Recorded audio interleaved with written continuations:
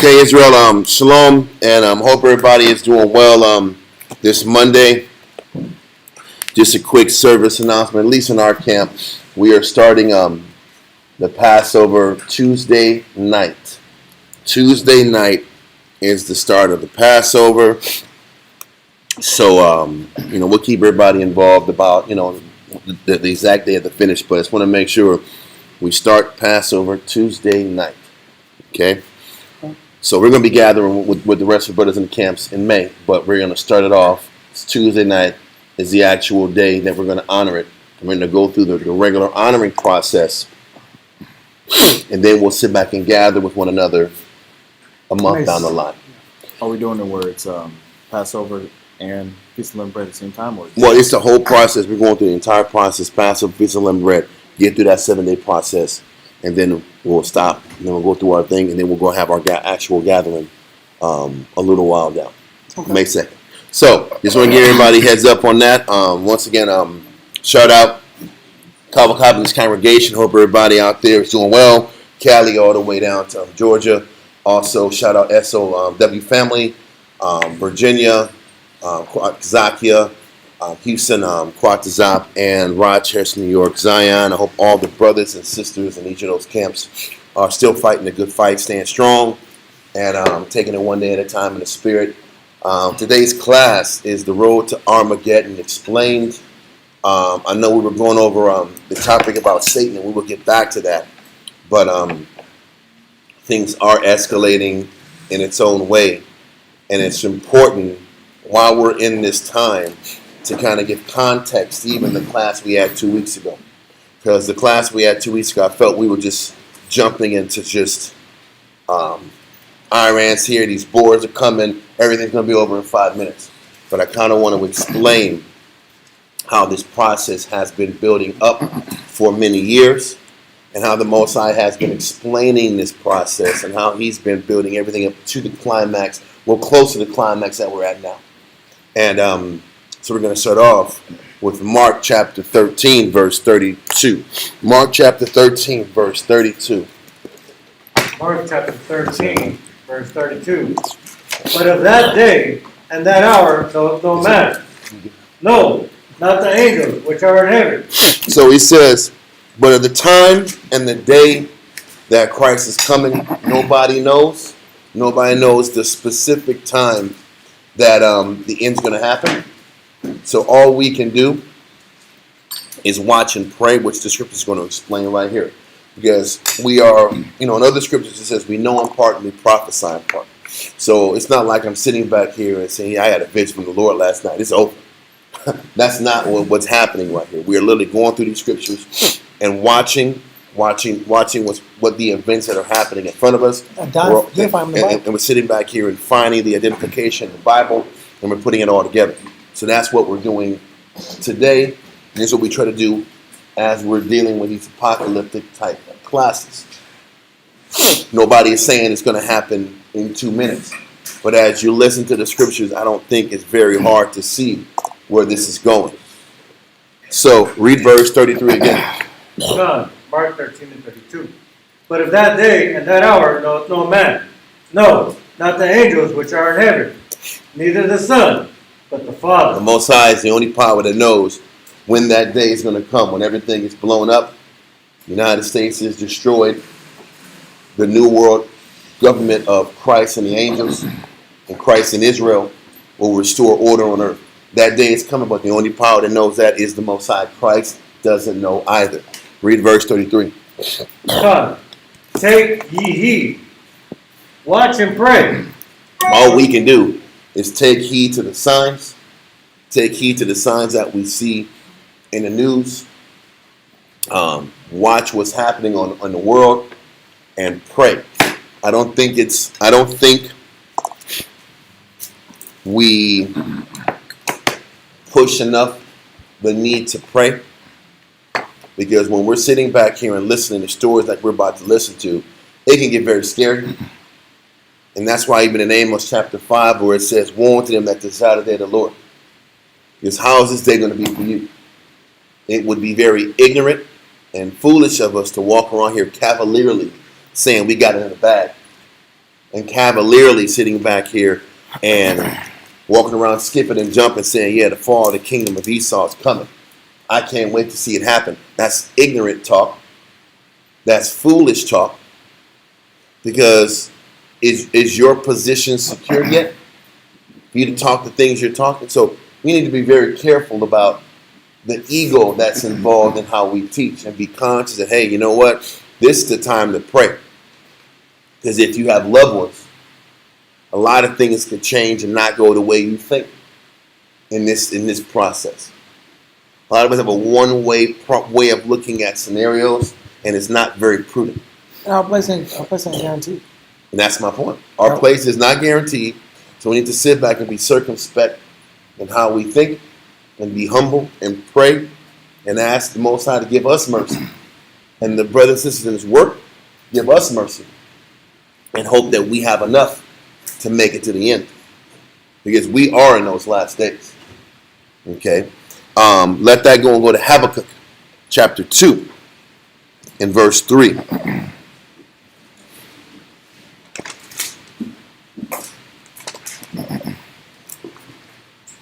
Matter of fact, 2 and 3. Habakkuk chapter 2, verse 2 and 3. Habakkuk chapter 2, verse 2. And the Most High answered me and said, write the vision and make it plain upon tables, that he may run that readeth it. So he says, make sure this is written down. So whoever is going to keep track of this information can take it and spread it out to whoever needs to hear this. Read on. For the vision is yet for an appointed time. The end is for an appointed time that we only know that the Most High knows. Read on. But at the end it shall speak and not lie. But at the end, you will know for a fact when we're at that end. And there's not going to be any second guesses or any I'm not sure, this might not be it. You're going to know when it's that time. Read on. Though it tarry. Though it does tarry.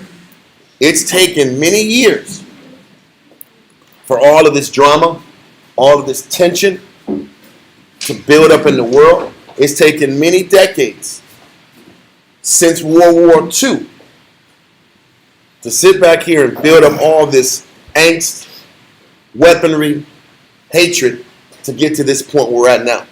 I don't know if y'all heard the last announcement Trump made today. He said, listen, first of all, he lies and says, you know, we're having negotiations with these people. But if these negotiations don't go the way we want, we're going to sit back and pretty much destroy your water salinization plants. We're going to sit back here and destroy all of your power plants. We're going to leave and then destroy all of your infrastructure and then bounce. If you don't sit back here and open this straight up and give us what we want. Okay? So, the United States is being forced and goaded to go even more extreme to Iran. And they said the reason we're going to sit back here and attack civilian infrastructure, this is what he said, is for the 47 years that Iran had been sitting back here and causing chaos in the region. First things first, Iran ain't done nothing. What did this country of Iran do? Has Iran invaded any country in the world? The answer is no. Now, have these other nations around them, these other Edomite nations, done the invading? The answer is yes.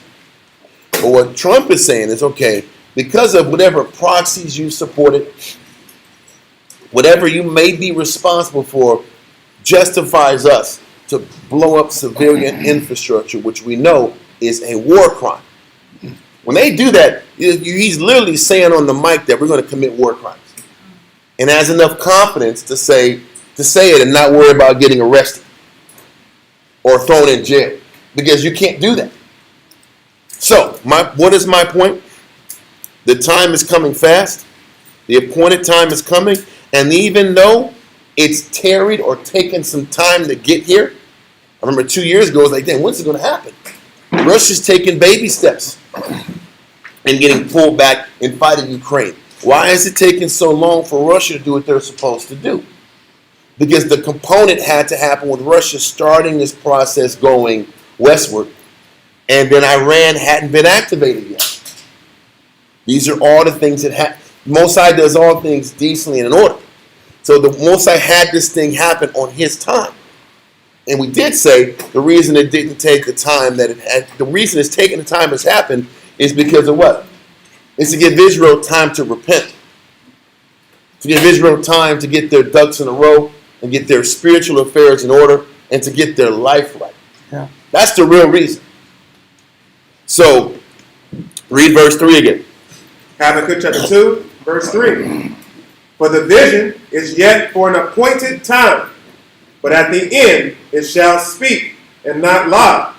Though it tarry, wait for it, because it will surely come. It will not tarry. So he says wait for it. But when it comes, it's not going to be long.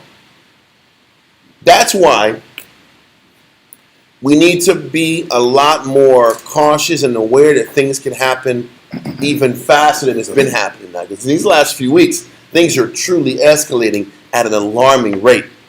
The United States is pulling all their men out of the military base in the region. That is unprecedented. And they're pulling their guys all out of the military bases in Iraq, in Kuwait, in Saudi, in the UAE, in Qatar. And pushing them All these and pushing them west, getting them as far away from the bomb radius as possible. We're getting close. I don't know. Well, before I go any deeper than that, I just want to kind of go scripturally where we're going. So it's taken a long time for us to get here. Preferably, when did World War II end? 1945? Oh, yeah. Yeah. So now we're 55 plus 25, 26. Let's just say 55, 25 is 80. So 81 years since the last World War has gotten us to this point. So it's tarry. Because the other two world wars were prophesied in Revelation also. So now we're getting here. It's tarry, but now that it's here, it will not tarry for long. Okay. Let that verse go and go to 2nd Ezra chapter 6, verse 7 and 9. 2nd Ezra chapter 6, verse 7 and 9. 2nd Ezra chapter 6, verse 7. Then answered I and said, what shall be the parting asunder of the time? So the question goes, all the prophets, all throughout the scriptures, keep asking the same questions. And the answers are damn near identical, just with different little hints here and there on top of it. So the question Ezra has is, what's going to be the parting asunder of times? When is Israel going to regain their place in this world? And when is it going to split apart the way the world is now and bring about the new world? Okay, read verse 7 again. Then answered I and said, when shall be the parting asunder of the times, or when shall be the end of the first, and the beginning of it that follows? So the prophets understood there was a world that was sitting back here that was going to be muddled in corruption and worldly vice. Then there was going to be a spiritual world that comes after that. And everybody wants to know when that transition was going to happen. What are the little keys that you need to know to let you know when that transfer of power from the world to Christ is going to happen? Jump to verse 9. Verse 9. For Esau is the end of the world, and Jacob is the beginning of it that follows. Read verse 8.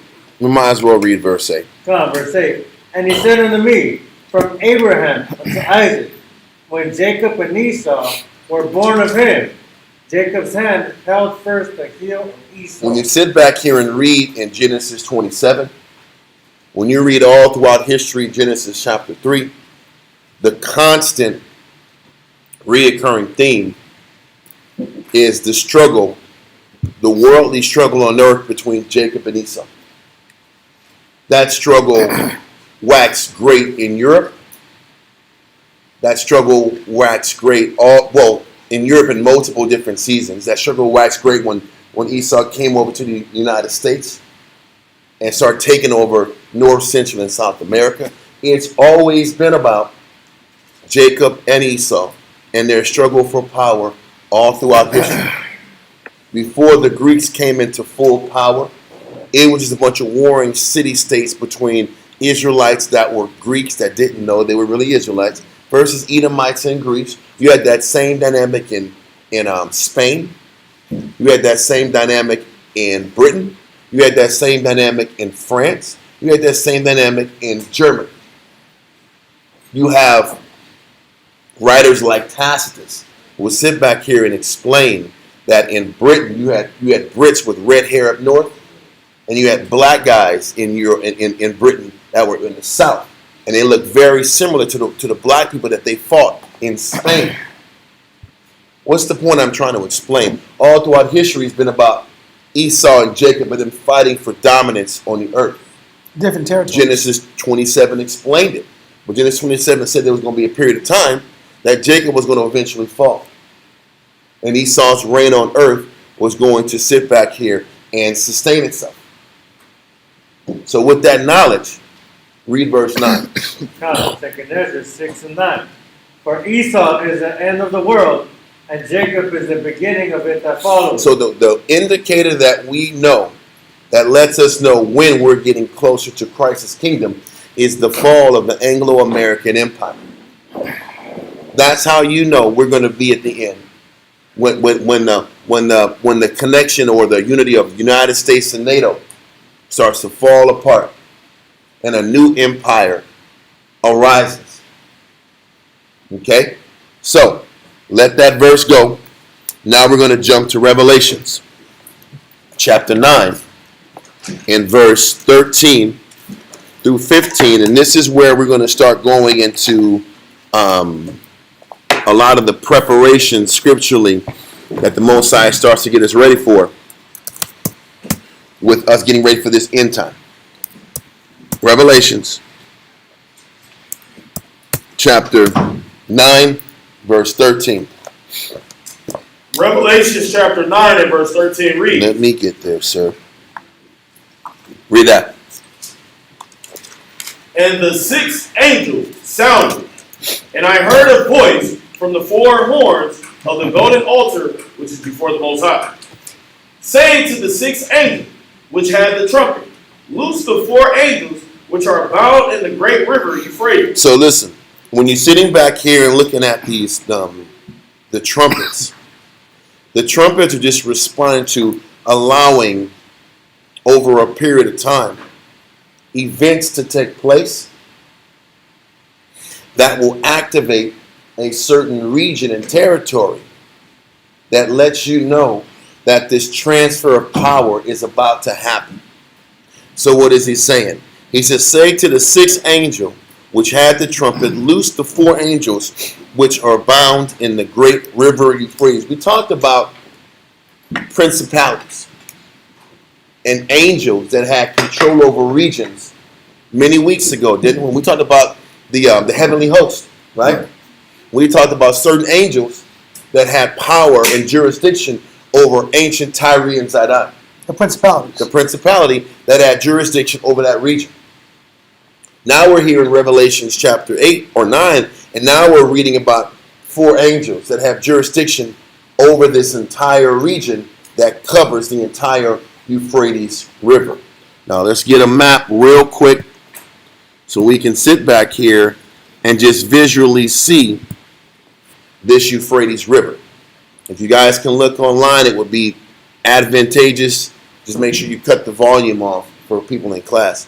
So you'll see this, obviously this blue river, and it goes, the top of the river runs from Turkey or eastern Turkey, and it works its way down through the country of Syria, Iraq, all the way flows out through Kuwait.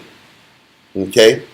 Now, whether it's the literal countries that the river is touching, or if it's the region, because right to the right of the Euphrates River is Iran, directly to the left is Israel, Lebanon, Gaza. You have Egypt. All these regions, all these countries in this one region where the Most High says he gave the order for these angels or principalities over this region to start creating a tumult, to start creating friction, to start creating conflict in the region to get us to where we're at now. Now, if you want to go kind of way back, you can sit back here and think about when Amalek or the Israelis were allowed to come and move from all the countries in Europe and get brought down to Israel. That was the beginning of the escalation in the region. Because before the Israelis were allowed to come down to Israel, that region was in complete what? That country was in complete peace. Now you might have had some smaller level bouts about oil and natural resources in Iran and Iraq, but it was under control. But when Amalek came in here, that's shortly after that in 1967, you had the 6-Day War. And that 6-Day War was between Syria, Egypt, and Israel. And then the conflict started getting worse and worse and worse. Where's that verse where it said Israel was going to be burdensome? I'm going to get him real quick. If you can look at it, it's Zechariah chapter 12 and 3.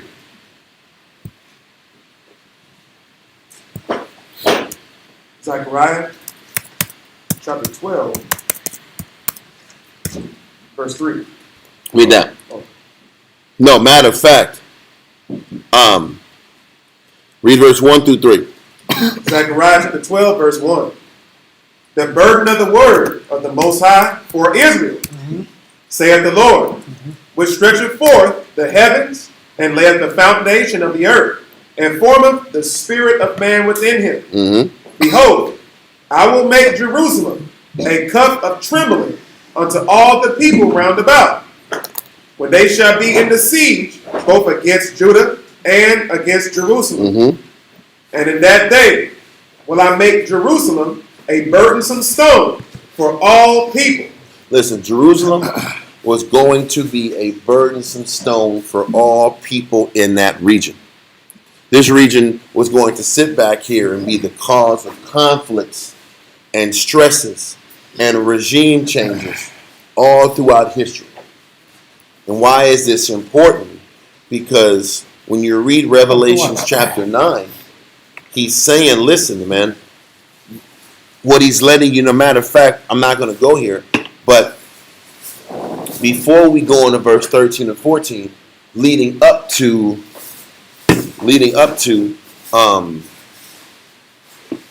this last war and battle in the Middle East, it gives you World War I, World War II. Now we're dealing with World War III. This is all history. But the Bible did it before these things happened. And now we're just getting the same history and that same succession of information before it happens. But what we have to understand, and everything you say is true, there is a process and a build-up to all of these resolutions, all of these wars, all of these battles. Things just don't happen like this. Things happen gradually over time. Make the most house if you have time. Listen, exactly. Sometime. He's given us significant time. The question is, have we used it? Or have we used it being angry about what we don't have in our life? But with that being the case, let's go back real quick. Revelations 9 and 14. Because we also know the scripture said but before we go there, I want to go to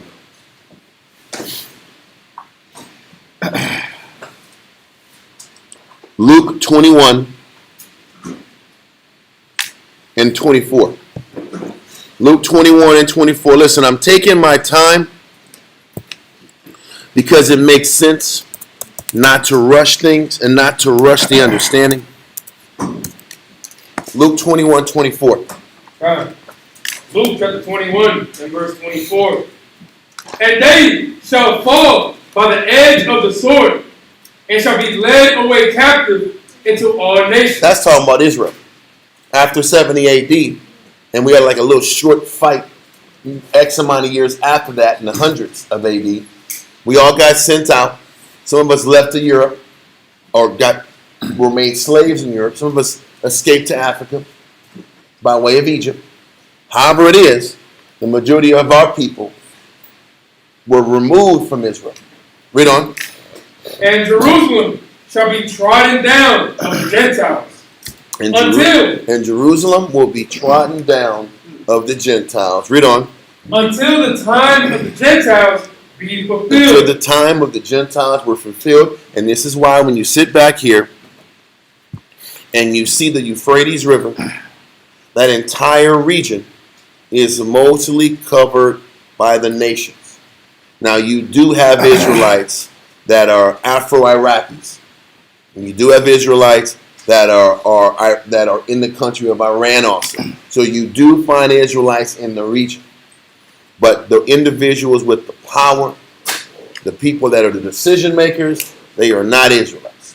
And he's letting us know that since 70 AD, we completely lost that sovereignty in that region.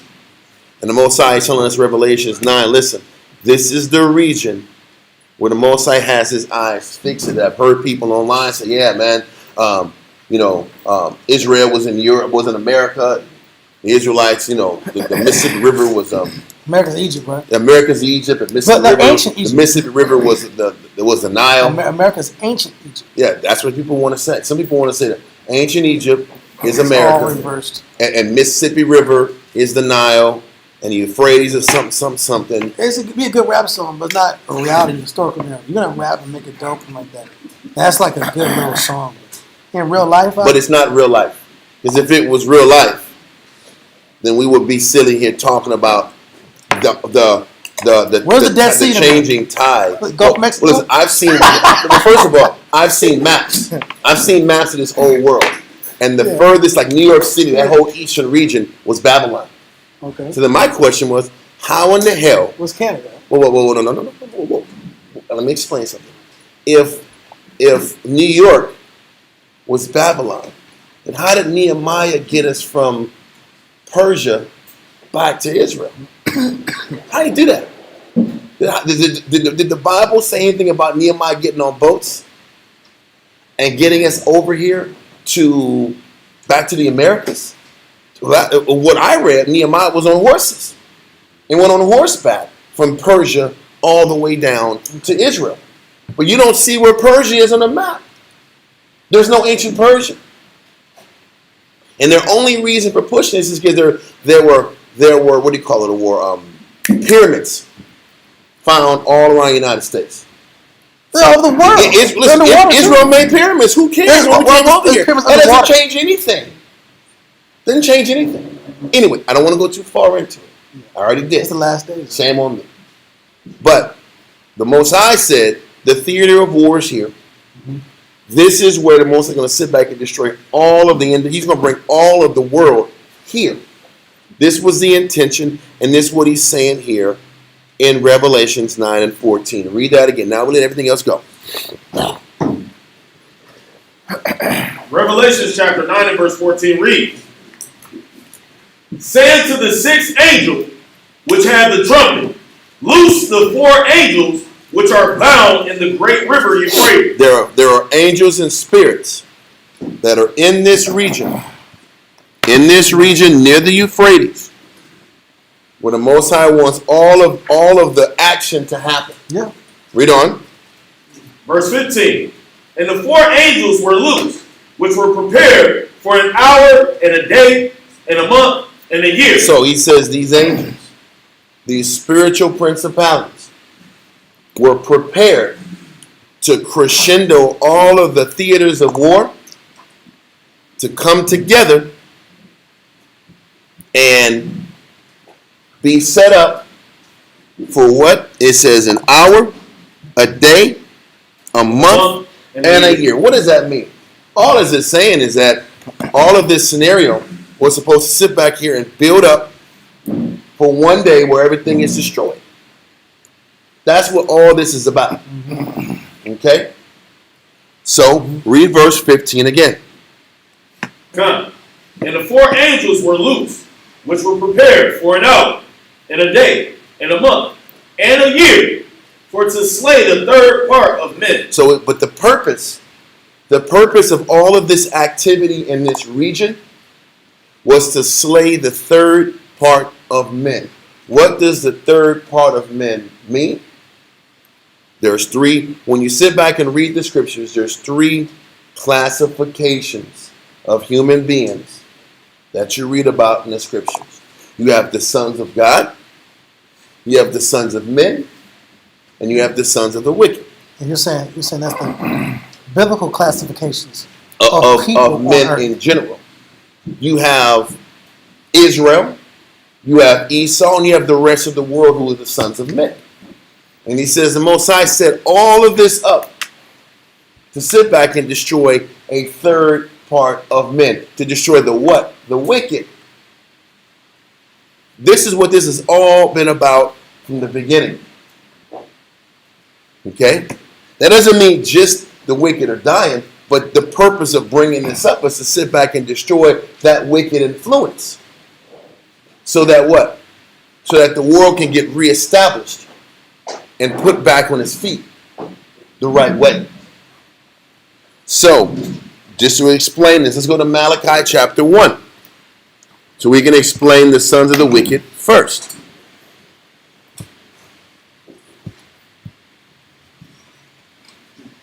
Malachi chapter 1, verse 1. It's going to be verse 2 through 4. Malachi chapter 1, verse 2. Let me get there real quick, sir.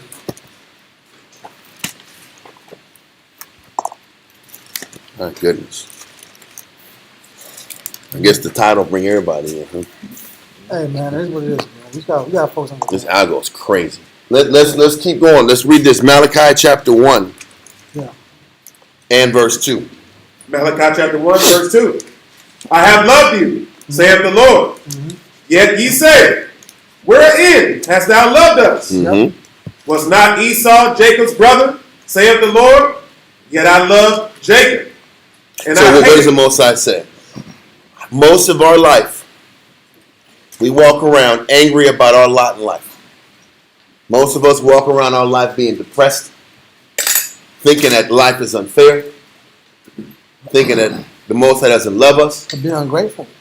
We have these unnatural balances, unrighteous balances. We think things should work our way all the time. At all times, yeah.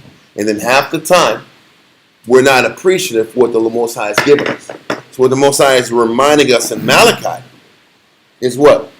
He's like, listen, Israel always wants to complain about their life. But didn't I choose you over Esau? Why are you complaining? He's giving us just the most rudimentary way to fight our thoughts. Instead of complaining about why your life sucks, can you at least be appreciative that you were chosen to have the potential of being the upright ones on earth? Read on. Verse 3. And I hated Esau, and laid his mountains and his heritage waste for the dragons of the wilderness. He says he hated Esau, and his intention with them is to have them finished and wiped out. Read on. Verse 4.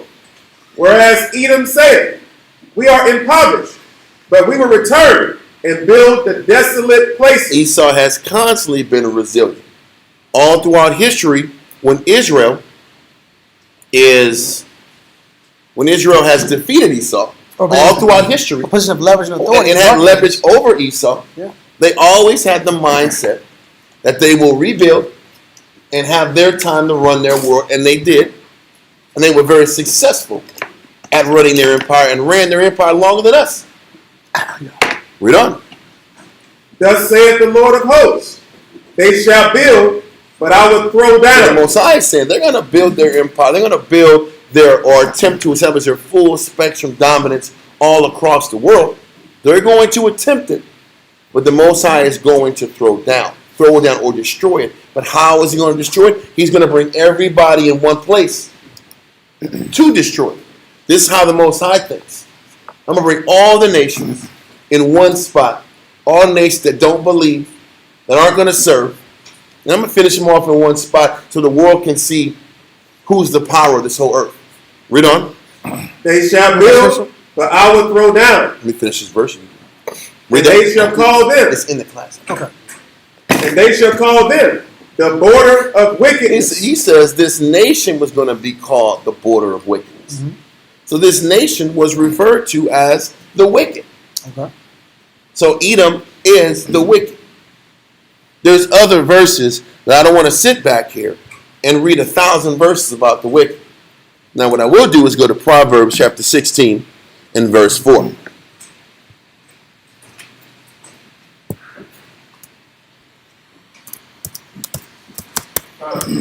Proverbs chapter 16 and verse 4. The Most High have made all things for himself. Listen, the Most High has made all things, the righteous, the wicked, the people in your life that have made life adverse to you. He's made everything for himself. Read on. Yea, even the wicked for the day of The evil. Most High made the wicked for this day. He made the wicked. We've read in Romans 9 before how the Most High sat back. What did he sat back here and built up Pharaoh with the intent, purpose of what? Hardened heart. He hardened his heart to destroy him. To show his power. And he built him up, hardened his heart, and destroyed him in front of the entire world so that the Most High can be elevated. See, he's doing the same thing for Esau now. He is building Esau up to this crescendo of power and invincibility so that he can destroy them and break them down. So he's made the wicked for the day of evil also. Okay? So that quickly explains the wicked. There's more, but like I said, if I sit back and just focus on all the verses of the wicked, we'll be here all day. Let's go real quick now to the sons of the Most High. Let's go to Deuteronomy chapter 32. Deuteronomy 32 and 15. And once again, what are we doing here? We read earlier in Revelations 9 that the Most High is bringing all of these people into the Middle Eastern region by the Euphrates River to destroy a third part of man. But if you're looking at how the Most High explains man, he explains them sons of the Most High, sons of the wicked, and sons of men, the regular nations, the regular people that are going to follow whatever influence is on top. Read on. Deuteronomy 32 and 15. But Jeshurun waxed fat and kicked. Listen, Deuteronomy, what does Jeshurun mean? Upright. The upright ones. Israel was created to be upright. Does that mean Israel is upright? Hell no. Not by a damn mile. But we were created to be upright. So the Most High had a plan for a particular nation to be upright. When I say Israel, I'm not talking about the ones in Israel now. I'm talking about Israel, the Most High's chosen people, the so-called Negroes, West Indians, Haitians, the indigenous people of North, Central, and South America and the Caribbean islands. And the ones that were spread out, the other Jews spread out through the trans-Saharan slave trade, Atlantic slave trade, all those people. Those are God's chosen people. They were created to play the part of the righteous. We just haven't lived up to our expectations. But it doesn't change the fact that they were 1/3 of this full body of people. So you get the sons of the wicked. We have the sons of God. I want to give another verse on sons of the Most High. Genesis chapter 6, verse 2. Come.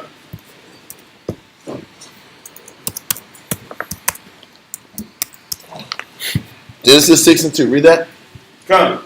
Genesis chapter 6, verse 2 reads, that the sons of the Most High saw the daughters of men, that they were fair. The sons of the Most High were the Adamites. And they were created to follow the law. They were created to be what? Immortal. And these men and this nation of people that was created to be immortal, so that mingling with the children of men or the nations. So he's still classifying children of men, sons of the Most High, sons of the wicked. Okay? Let that verse go and jump to 2nd Ezra, chapter 6. 2nd Ezra, chapter 6, verse 53 to 58. 2nd Ezra chapter 6, verse 53. Let me get there real quick. Read that. Upon the 6th day thou gavest commandment unto the earth, that before thee it should bring forth beasts, cattle, and creeping things. And after these, Adam also, whom thou madest Lord of all thy creatures. Of him come we all, and the people also whom thou hast chosen. The ones that were chosen were the Adamites, the sons of the Most High. Read on. From the very beginning. From the very beginning, the sons of God were created and chosen. Read on. Verse 55. All this have I spoken before thee, O Lord, because thou madest the world for our sakes. The world was made for the righteous until we didn't live up to our plan, which was to sit back here and not sin. Righteousness is what? Immortal. The pursuit of righteousness is immortality. When Adam sinned, we no longer became immortal. So now every other nation on power in earth had a chance to have power on earth. Or they had their Every run. other nation on earth had an opportunity to run this earth and establish it how they saw fit. The only difference between the nations and Israel is that as soon as Israel slipped a little bit, they got wiped out. When every other nation on earth started slipping, he let them run their course and just removed them. That's the difference. But let's continue. Verse 56. As for the other people, which also come of Adam, thou hast said that they are nothing, but be like unto spittle, and hast likened the abundance of them unto a drop that falleth from a vessel. So he's not saying that he's not going to be honorable and fair to the rest of the nations or the children of men. But in the grand scheme of things, he created this earth for Israel to be righteous and to righteously govern the rest of this world. That's what we were created to do. And the rest of the nations who are non-Israelites were supposed to follow the example of the immortal righteous individuals. The temple that the righteous ones laid on the earth. Kind. That was the intention of the Lord from the very beginning. From the very beginning. And the rest of the world were supposed to follow in suit to the righteous. Yeah. Read on. Verse 57. And now, O Lord, behold, these heathen which have ever been reputed as nothing have begun to be lords over us and to devour us. But we, thy people, whom thou hast called thy firstborn, thine only begotten, and thy fervent lover, are given into their hands. So now the sons of God are subject to the nations and the sons of the wicked. And Ezra is like, what is it going to take for the sons of God to get empowered? So we lost, basically. We lost our sovereignty. Which is our history, right? We lost our sovereignty. We lost our identity. We lost our nation, our nationality, who we were. All that happened because we didn't follow Most High's laws and commandments. You're not going to hear us sit back here and talk about Esau and have all this crazy pride behind why we're in the situation we're in. We know why we're here because we screwed up. And we go detail for detail on the Shabbat. If you ever get a chance to renew, go on the Sabbath. We've been going On Saturday classes. empire for empire, time period for time period, leader for leader, showing the decline and the rise of Israel from a historical perspective. But for the sake of class and education, Yeah. this is what we're going into. Okay? You know what? I kind of skipped. No, I didn't skip it. But finish up 58. Did we finish at 58? Come. What do we get? Revert. Well, no, we're good on. I think we got the point. How there is a separation of three different type of people: sons of the Most High, children of men, sons of the wicked. That's important to know because I went to church. I was never taught that information. But there was a categorization that the Most High put on earth. And of what the Most High's intention is of having all of this hell and this fighting and this wars that's being set up in this region, what was the intention of the Heavenly Father for bringing all these people together, bring all these nations together? What was his reason? It was to sit back here and bring everybody together to wipe out a third of mankind. Yeah. The wicked, to be specific. So, we're going to go to Revelation chapter 18 and verse 2 and verse 8, because it's saying the same thing that we're reading in Revelation chapter 9. Revelation chapter 18, verse 2. Verse 2, right? Yep. Verse 2. And he cried mightily with a strong voice, saying, Babylon the great is fallen, and it become the habitation. Babylon the Great is talking about the Anglo-American Empire. Okay, we can go into that. You can go into Psalms 137. Talks about how Edom is the. Let's go there. So there's no confusion. I think it's Psalms 137 verse 1.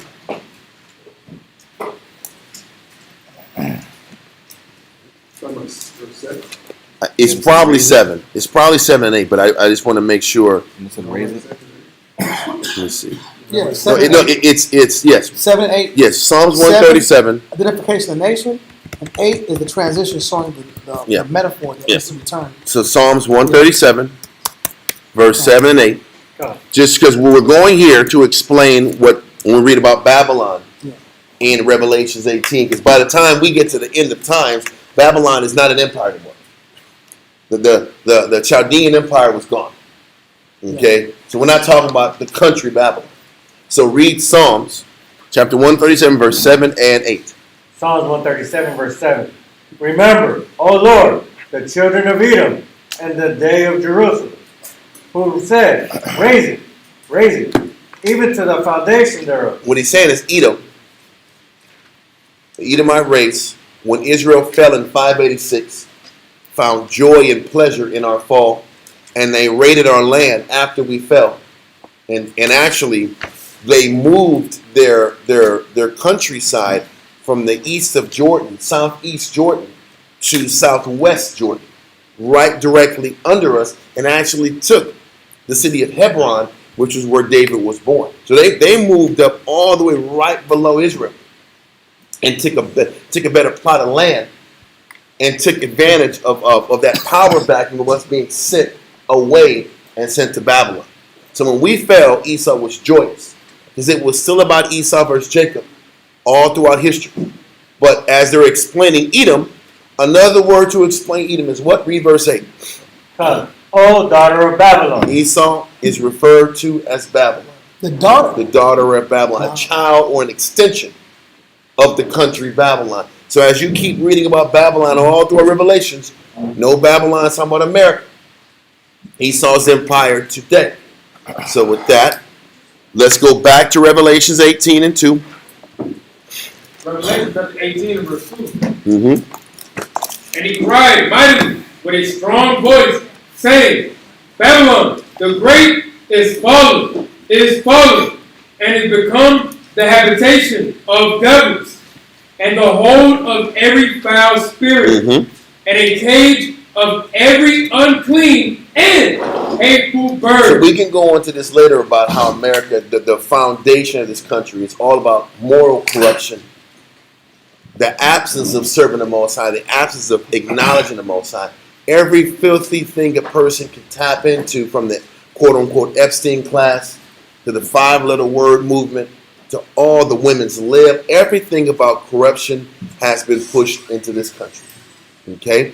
Now, hold this because we're going to go right back to this. Read Revelations 9 and 15 again. Revelation chapter 9 and verse 15. Read it. And the 4 angels were loosed.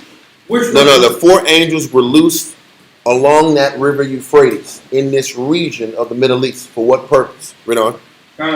Which were prepared for an hour and a day and a month and a year, for to slay the third part of men. So the reason the Most High is bringing these countries together is to destroy this wicked influence we're reading about in Revelation chapter 18 and 2.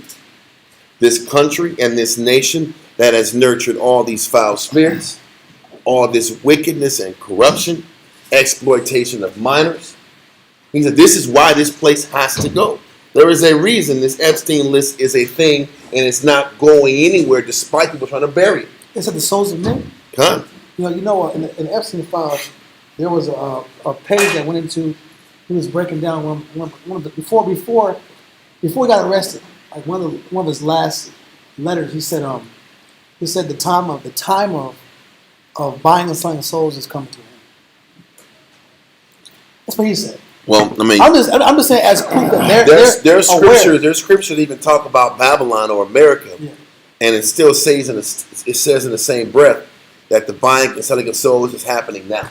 Yeah. I have to find the verse, but there are verses that talk about even now they're slaves. I'm just saying that the people. What I'm saying is, but that's my point. That's what the Epstein class is about. They say that they're buying and selling slaves. They say that. Good. And so this is what the Most High is explaining when you read Revelations 18, that this country has to fall apart. Whether it's the Epstein network in America, Europe, and it's all these the exploitation of the young Israelites, young Israelite children, that all these children are missing and you never find out about it. Hey, what happened when the earthquake hit Haiti and the Clintons put a foundation over there, and then they had those evergreen that y'all see when y'all go to the train tracks, you see a bunch of evergreen. I guess what was that called? Those big trees. Yeah, the company's called Evergreen, owned by Hillary Clinton, and it's these big ship boxes, shipping containers, and they're known for having children hitting the walls and screaming. And they have pictures overhead sighting of people in California. Issachar saying help. They're getting sticks and trees putting help, and they're stuck in these areas, and they say in Spanish and English, help, hoping someone sees it from above and releases them. They're being this is common. All people that crossed the border that just disappeared. What happened to them? The children across the border. What happened to them? And that's why it says this place, America. Not just Epstein, the system. Mm-hmm. There's a system. It's a system. Listen, you can find a Judite if you stole some cars. You can find them. You can find a terrorist in a hole somewhere. But the missing children just unfindable. There's gone. Yeah. And that's why the Moses says in Revelation 18, he says, this place is the hold of every foul spirit and a cage of every unclean and hateful bird, spirit, personality. Every evil you can think of is created and fed and nurtured here. So because of that, read verse 8. Revelation chapter 18 and verse 8 says, therefore shall her plagues come in one day. So he says, because of this is why the Most High is bringing all these countries into the river Euphrates. For what? For what to happen? Read on. Death and mourning and famine. So he's saying, when we're reading in verse 8 in chapter 18 is identical to what we're reading in Revelation chapter 9 and verse 15. That all this war, all this fighting, all of this evil is building up to a crescendo in Euphrates River to destroy the third part of men that are responsible for all this evil, all this foulness, all this exploitation of minors and people. And he says, in this, everything, all these plagues are supposed to happen for one day, in one day. Death, mourning, famine. Read on. And she shall be utterly burned with fire. Come. And this is the whole point. All of this is coming to a head. And the Most High has been allowing all this to build up, all the filthy, wicked works of the Anglo-American Empire, whether it's in America. The funny thing is, if you want to hear about exploitation of children, Ukraine is horrible for that. They're horrible for child exploitation, organ stealing, organ theft. They're the most corrupt of the European countries is in Ukraine. They will tell you that. They're the most corrupt, yes. So I think it was last week, we were talking about how a lot of the signs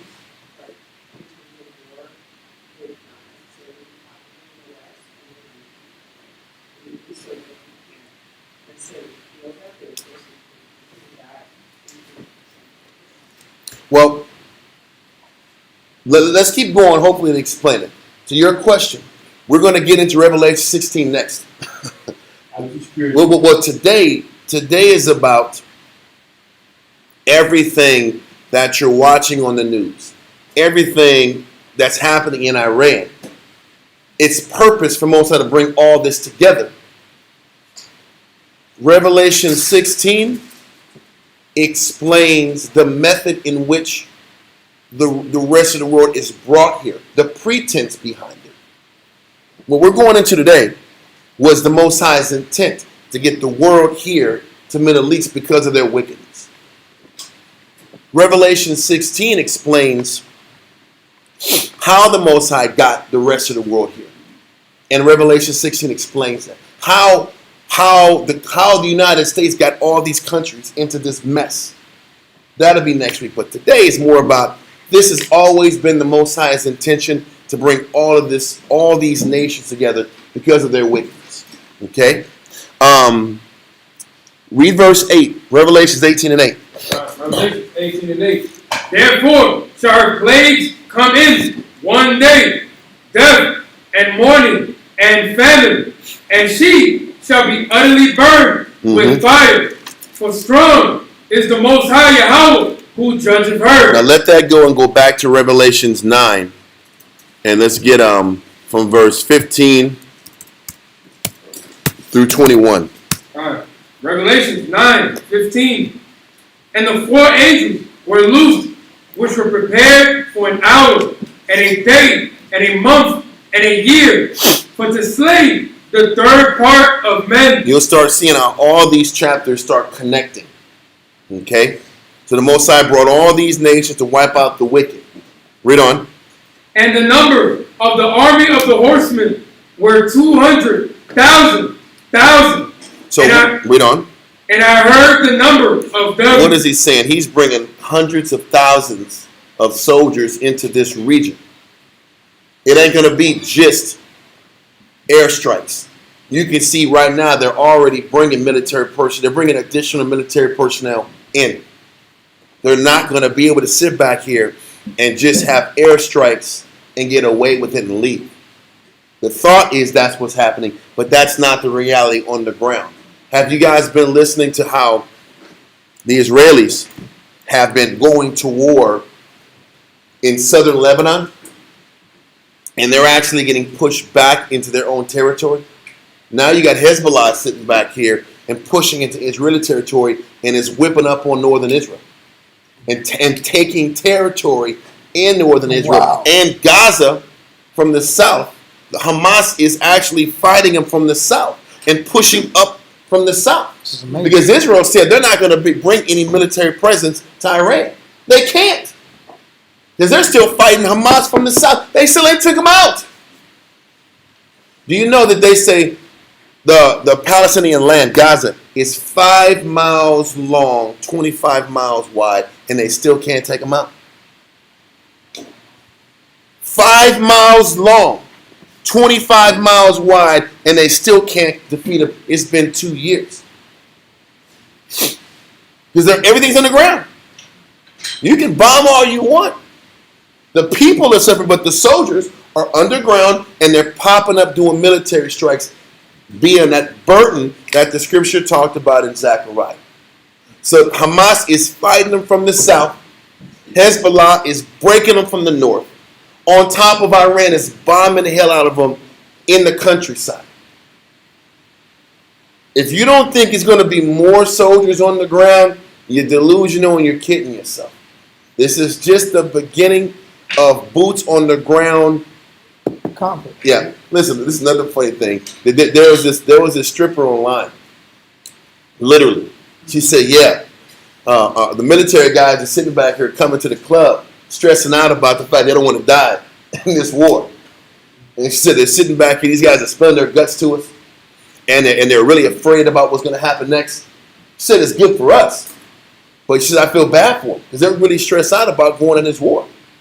How about they're getting their moving papers and they're going to have to sit back here and fight this war? So they went to the pyramid Because they're like, listen, I better go to the pyramid and spend some money. Y'all might not come back.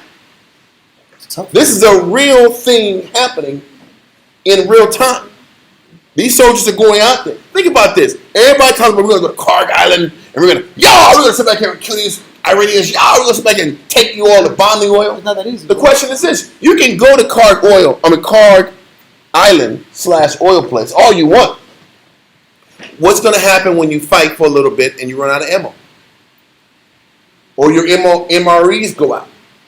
How long can your supplies last before you need to re-up on supplies? Day? 2?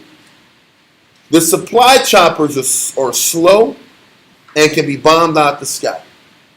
If they can bomb these tankers, they can't bomb the supply the supply routes and the supply planes.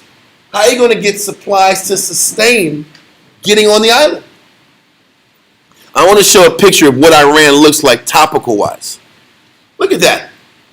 Look at the topical map of how Iran looks in real damn time. So this is the topography of the. That's the topography of Iran. That's how it looks if you're going to get on top. You're going to be some badasses. You're going to go through the mountains like that? It's a mountain city over here. Listen, it's a country of mountains. Look at that. You going to sit back here and navigate through that? To get to Tehran, what kind of work you got to do? Tehran is obviously the flat land up top. Who wants that smoke? There's mountain range after mountain This range has been after the mountain country that nations go to die for years. Look at the topography. Do you really think you're going to sit back here and bring guys on board, smile and be Rambo at? Those Rambo days are over. Now when you went up and down the hill. And then where are you going to sit back here and bring your supplies? Even if you get your supplies on, what terrain are you going to get to? It's mountains. It's all mountainous. That's why all their bombs are underground under these mountains. Then it says that we're going to bring guys that have these like uranium Geiger counters. We can find the uranium and blow it up. Get out of here, huh? You can try to bring these little uranium machines out. You have to find a gold out. Yeah. There's gold coins here. Now we get to blow it up. You see, I get underground, miles underground. Don't forget, in June they bombed the Iran and said all their nuclear capabilities is gone. We blew it up. But the funny thing is this: they blew up the region. Then they brought their satellites and they brought their drones on top of the place they bombed. And guess what? Guess what they saw? Days later. Days. People were sitting back here and moving rubble out the way. If there was nuclear fallout, if it actually reached down there and really some devastating scenarios, they wouldn't be around there for weeks. So they didn't touch nothing. They didn't get nothing. They just did a topical bomb and said everything's good. That's the truth. So it also proves whatever hypersonic missiles they dropped, which were heavy and high potent, it didn't touch nothing underground. So you still got to get underground and they can't do it. Once again, look at the topography of Iran. Even if you land on there, what's the probability that you can sit back here and get any headway up these hills? This is why when Iran fought Iraq, it was a 10-year war in the 80s. 10 years. They never got past the mountain range. And who was giving Iraq all of the intel and all the weapons and all the mustard gas that they said the bully of Baghdad was using? Who gave it to them? Who gave them the intel? And they couldn't break through the mountain ranges in 10 years. You can see why. Then couple the guys, the fact that the U.S. military wants to go to the pyramid and run from their battles and be afraid. There are enlisted men in the region who are refusing to fight right now. That's the scriptures too. That's it. I was going to go there. Jeremiah 51. So it's not the behavior of old. It's not that cowboy John Wayne. Listen, let's go here real quick. Jeremiah 51 and verse 30. Jeremiah chapter 51, verse 30 reads, Hold on a second. Let me type it in.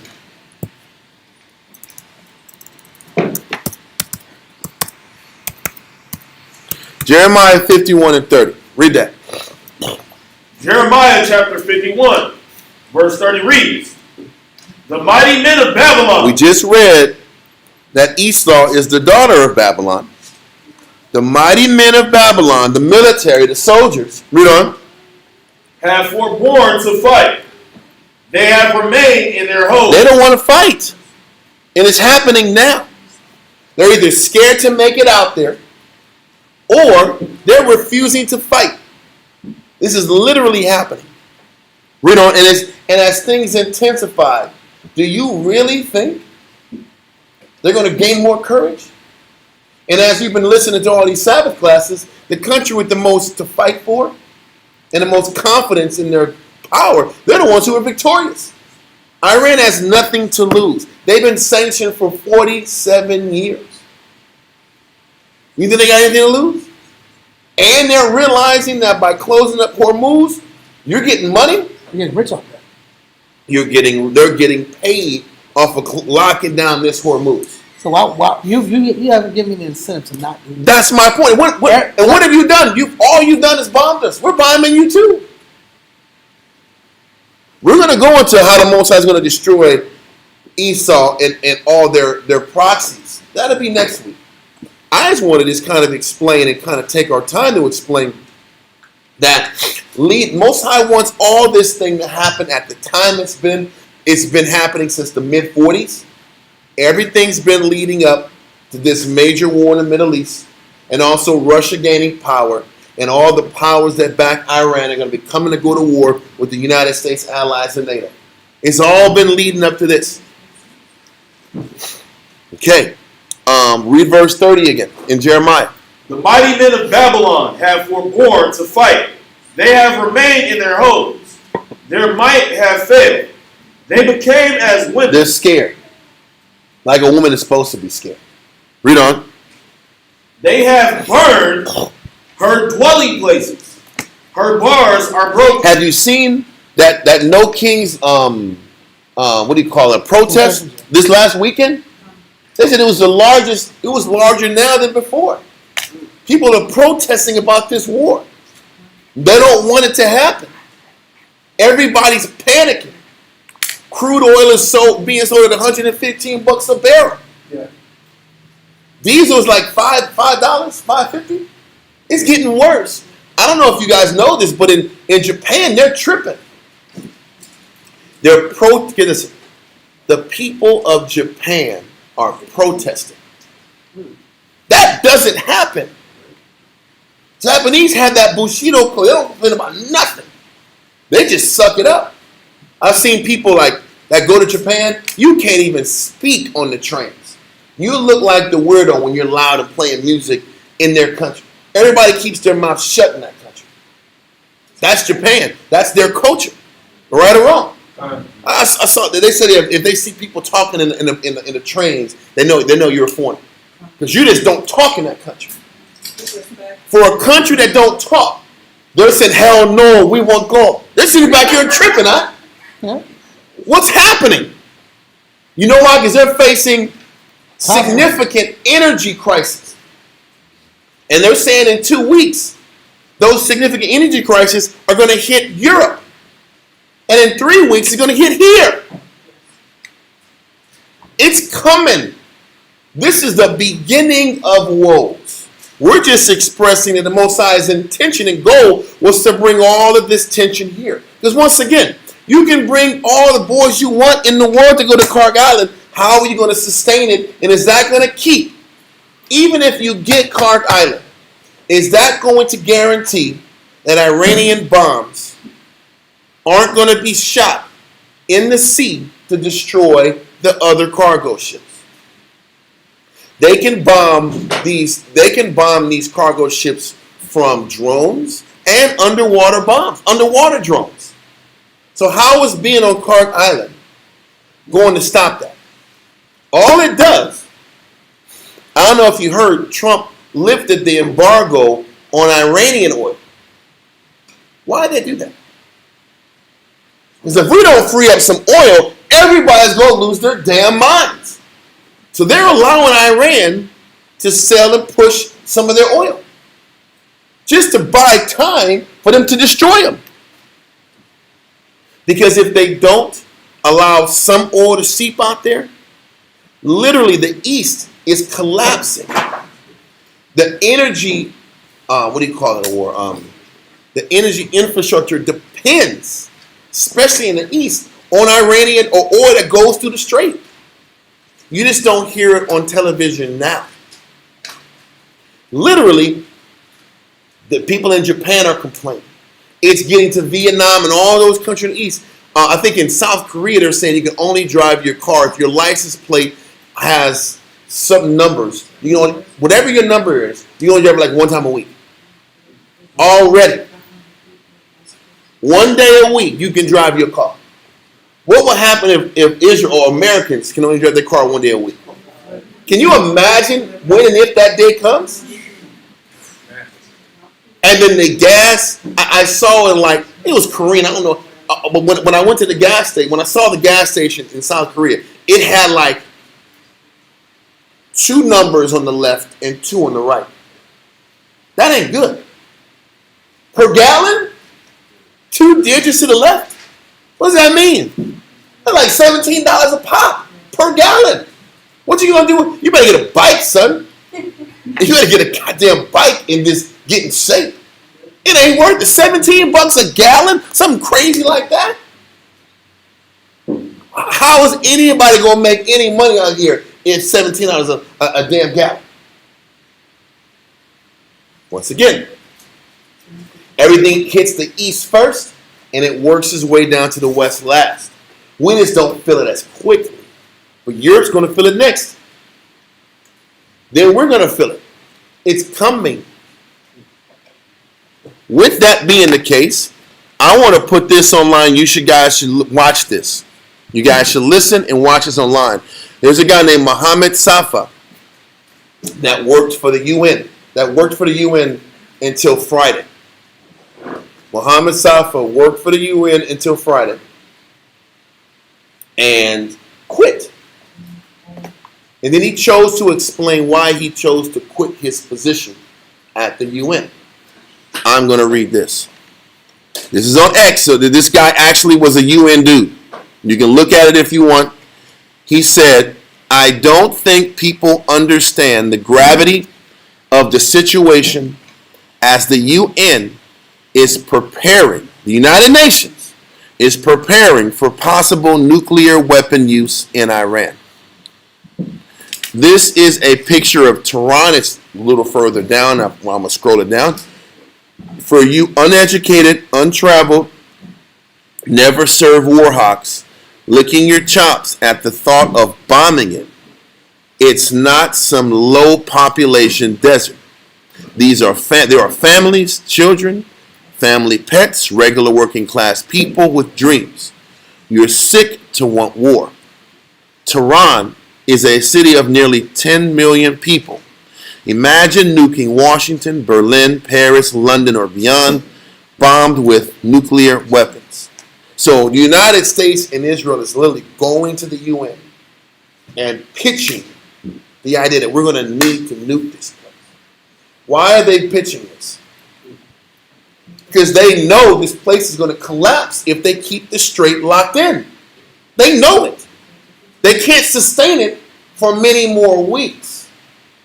If you listen, and they're already blowing up these Saudi, Qatar, UAE oil logistic places. What's that? The refineries. They're blowing them up. So it's already, once the strait gets open, it's going to be a significant damage to the region. And it's going to slow down oil production. But oil production is halted at this point. And they're saying, why would Esau have to say, we got to go to the UN on the sneak and say, hey, man, I know this is against, like, you really can't do this. This really can't. We got to take out 10 million, dog. We got to stop this. 10 million people? It says, I gave up my diplomatic career to leak this information. I suspended my duties so as not to be a part of or a witness to this crime against humanity in an attempt to prevent a nuclear winter before it's too late. Yesterday, nearly 10 million people protested no kings in the United States. The possibility of the use of nuclear weapons must be taken very seriously. It's dangerous. Act now. Spread this message worldwide. Take to the streets. Protest for our humanity and future. And it's hard to read the bottom of that. But that's the first part. And then that's the picture of actually Iran. And they said they're going to take out a 10 million. You're going to kill 10 million people. It's to do this is just take to the streets, protest for our humanity and future. Only the people can stop it. History will remember us. Well, listen, how about history will remember us as the generation that sees Christ? And the generation where everything falls apart. The Most High literally wants to bring everybody in this region for destruction. I can't tell you if they bomb or when they bomb Tehran in Iran, if they go nuclear, how fast things are going to spiral out of control then, I can't tell you that. But what I do know is because Iran is so used to getting their leadership killed and taken out, they've developed fail-safes. So pretty much if any of their generals and captains die, the next man in command automatically knows what to do. And it's just a process of going downhill as to the next man, what buttons to push, what bombs to shoot. Dmitry Medvedev, which is like a high-ranking official in Russia, said, listen, I think this nuclear war is coming. He says Tehran or Iran won't be long before they're ready to sit back here and drop nukes. They've already got the uranium. It's not going to take long before they're ready to drop nuclear bombs also. So if they get bombed, you know it's coming to Israel. And you know it's probably coming to Saudi and all these countries around. This is happening. When? I can't give particular times, but this doesn't look good. It really don't. It's a bad setup. But once again, all this being the case, this is the Most High's will, and it was supposed to be on this Euphrates River region. And this is the Most High sitting back here giving us as many warnings. When he says watch and pray, what are we watching for? All these things, all these prophecies that are happening in this region are real issues. And everything leading up to this point had to happen. Whether it's Operation, what was the first one? Go for? The first Go for? 1991? Desert Storm? Desert Storm. Then it was Iraqi Freedom. Then it was the war in before it was Iraqi Freedom, it was the Afghanistan war. Operation Endurance. Then it went to Iraq. Well, it was Kuwait, Afghanistan after 9/11. Then it was Iraq. Yeah, Kuwait first. Yeah, the American ships came to America to have built fly American flags on their tankers, and they escorted the American ship would escort them out to the moose and would attack Iran and Iraq and blow up a couple oil platforms for that to get the oil out. God. So, but just over time, it was in 1991. It was the Gulf War. Then it was 9/11 happened. They went to Afghanistan first, and they went to Iraq after they had sanctioned Iraq for 10 years. Then it was the Arab Spring. All of these wars and these plots and all these different organizations that were financed by the CIA, all to sit back here and set up and destabilize the region. And all these coups and overthrows, Syria just fell, Libya fell, Egypt fell, all these countries fell. And the thought was that Esau could keep doing this with Iran. But I don't want to go too far. But all this was meant to be, and it was the will of the Heavenly Father. Let the Jeremiah verse go, and let's go back to Revelation chapter 9 and verse 16. I think it's 17 now, right? 17. Revelation chapter 9 and verse 17. And thus I saw the horses in the vision, and them that sat on them, having breastplates of fire. What horses have breastplates of fire? You know, they're talking about bombs. These are bombs. Breastplates of fire. It's going to explain. Read on. And of Jensen and brimstone, and the heads of the horses were as the heads of Lions. lions. The heads of a lion is vicious. It's destructive. So the head of this missile was destructive and devastating, like a lion's bite would be. Read on. And out of their mouths issued fire and smoke and brimstone. Mm-hmm. By these three was the third part of men The killed. third part of men are going to be killed by all these bombs and explosions, whether it's tactical nukes, real nukes, ICBMs, drones, all the different technical weapons that have been developed and have been created over the years for this moment. Read on. God. By these three, But all of these weapons, the funny thing was, these weapons were created with the express intent purpose to take out their enemies. But the purpose the Most High sat back here and create these weapons for was to destroy the wicked.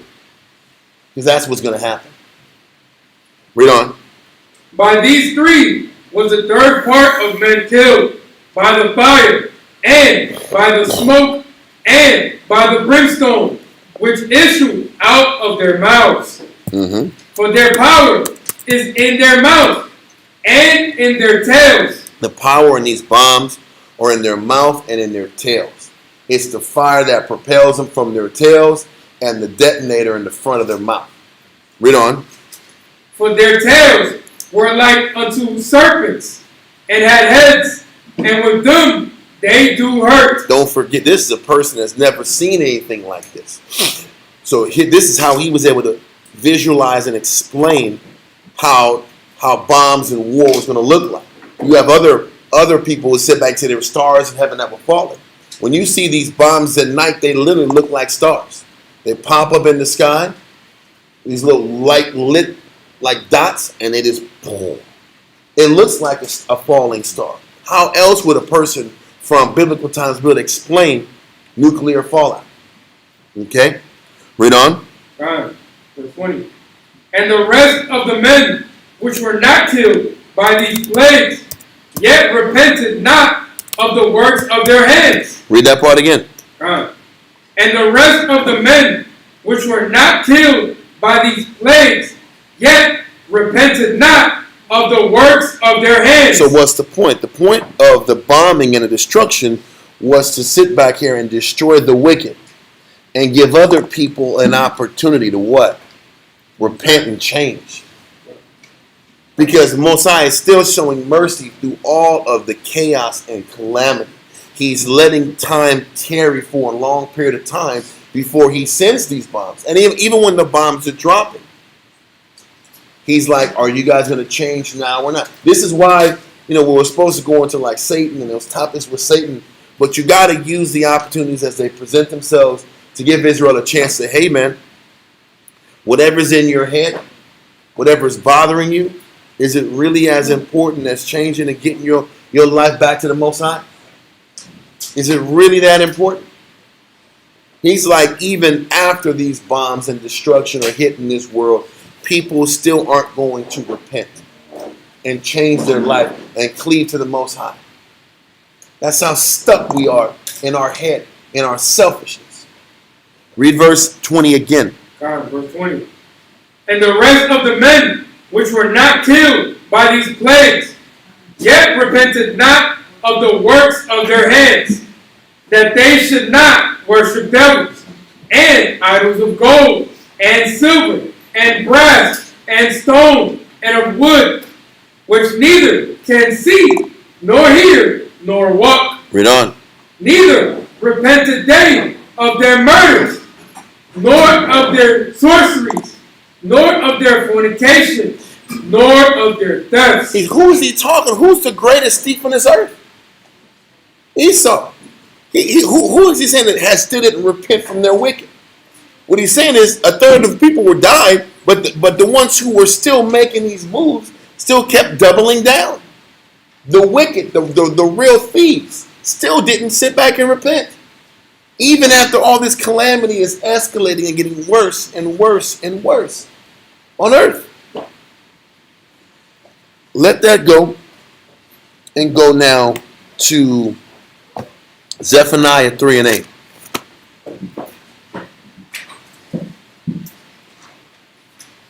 Zephaniah 3 and 8. Zephaniah chapter 3, verse 8. Yes. Therefore, wait ye upon me. Matter of fact, I'm sorry. Yeah, read that again. Zephaniah 3 and 8. Therefore, wait ye upon me, saith the Lord, until the day that I rise up to the prey. For my determination is to gather the What nations. people don't understand is Mosai said, wait for him. This is why every Israelite wants to sit back here and run the streets and kill Esau is a fool. Listen, we didn't have the power to do that during Rome's time or Greeks' time. Why do it now? When we want to be Sicarii, how'd that work out for us? We want to be badass Sicarii and rebel and do our own thing. How'd that work out for us? More slavery? So stop trying to take matters into your own hands to change your condition and sit your butt down and wait and pray and change what's inside of you. Think about this. He says stop sitting back here trying to fight and wait. When you're waiting, what are you supposed to be doing while you're waiting? Changing and reflecting about your negative. Stop focusing on what Esau's doing and focus on what you're doing. So he said, stop trying to do things your way and wait. Because of what? For my determination is to gather the nations. This is what the Most High has been doing. But when the Most High says he's been gathering the nations, he's been gathering the nations together since America got put in power after World War II. That is his intention, was to bring all these nations together, allow all these countries to build up their military-industrial complex. Matter of fact, give me Isaiah 55. Isaiah 55 is the end of that chapter, if I'm not mistaken.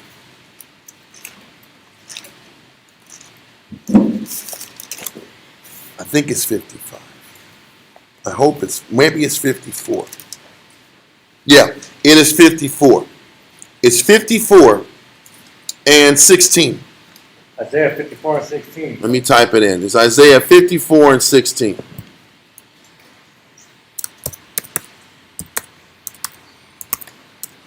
Read that. Behold, I have created the smith that bloweth the coals in the fire. Mosiah said the Most High is the one who put the technology into Esau's mind to make the nuclear bomb, to make the ICBMs, to sit back here and make the intercontinental ballistic missiles, to sit back and put it in Esau's mind to have drone warfare, revolutionized warfare, sit back and have underwater drones. All this technology, who was in control of it?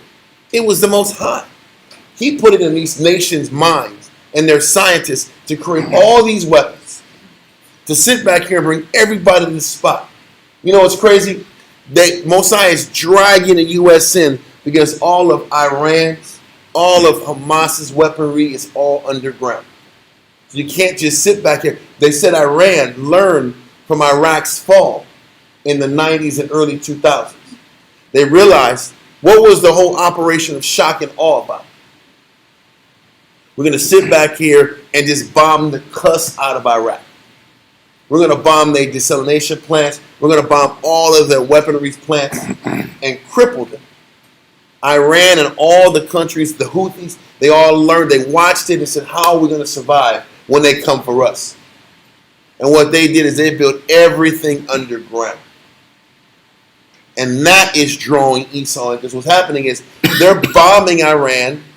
They've bombed Gaza just like they've done. They bombed the Houthis the same way they bombed Iraq with the same military technology, and it's not working. I remember Trump said, yes, we've sat back here, their Navy is destroyed, their Air Force is destroyed. And the thing is, Iran never really had an Air Force.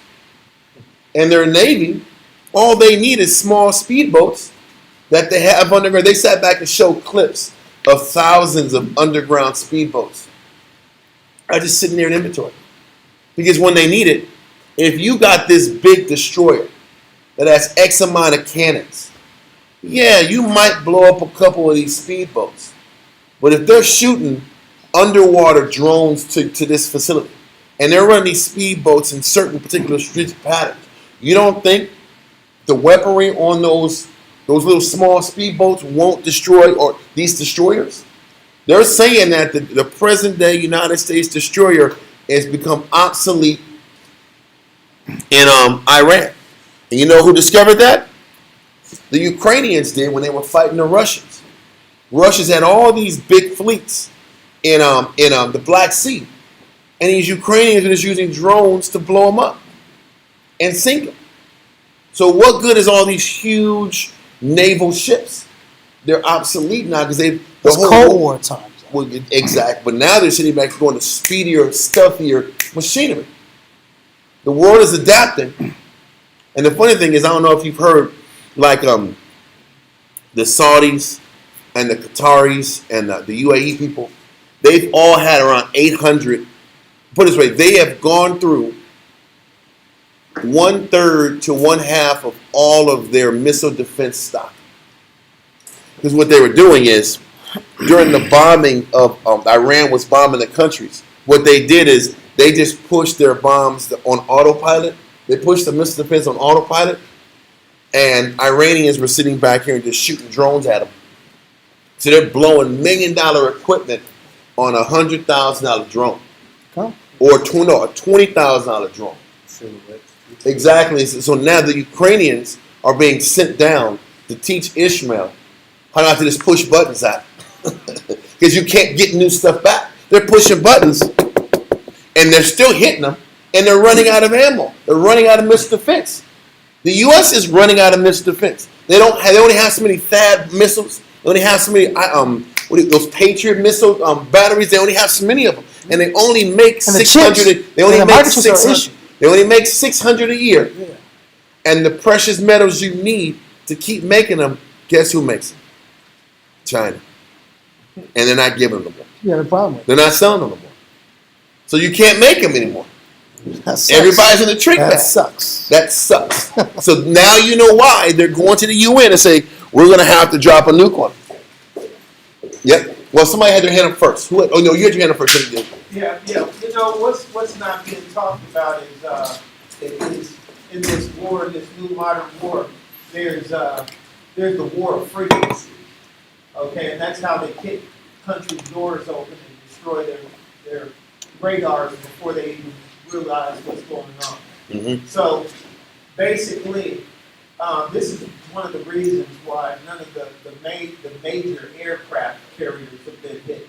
None of the big battleships have been hit. Because even though they send all of these drones in, they have equipment that has frequencies that just basically throws them off. Are you talking about the United States battleships? Yes. I'm going to say this. I beg to differ. There's 2 battleships that got hit.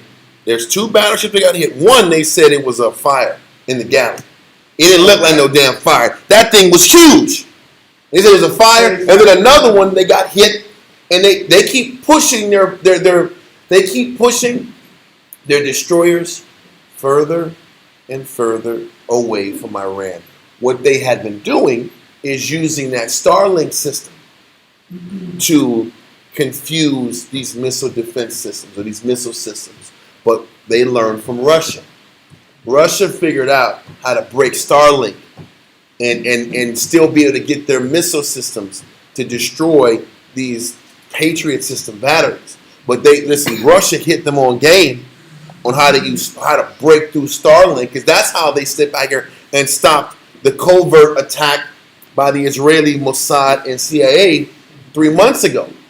They had Starlink communication, and Iran shut down the Starlink communication. So now their operatives were stuck with no communication and intel, and all their operatives got killed. So Iran is being shown by China and Russia how to break those systems. And that's why the United States has so many of their ships. And yes, it was the Gerald Ford got popped. That's why they're pushing out so far. And that's why there's such a concern about once you drop these guys off the Karg Island and to Iran, how are you going to bring reconnaissance? How are you going to bring supplies? How are you going to keep these guys going if they got a beat on your ships? That's the challenge. The challenge is they figured out how to break their systems. Yes. Yes, okay, I see what you're saying, and you're right about China and Russia, but the fact of it is, out of hundreds of missiles, hundreds, if not thousands of drones, really none of them have hit squarely on these ships. And it's because they have equipment that fries their system even before they get there. I guess hold on. If that was true, they'd be closer to Iran by now. Now, they No, hear me out. If that was true, they'd have so many. Listen, if that was true, then what Trump said they were going to do, they were going to do. And what did Trump say they were going to do?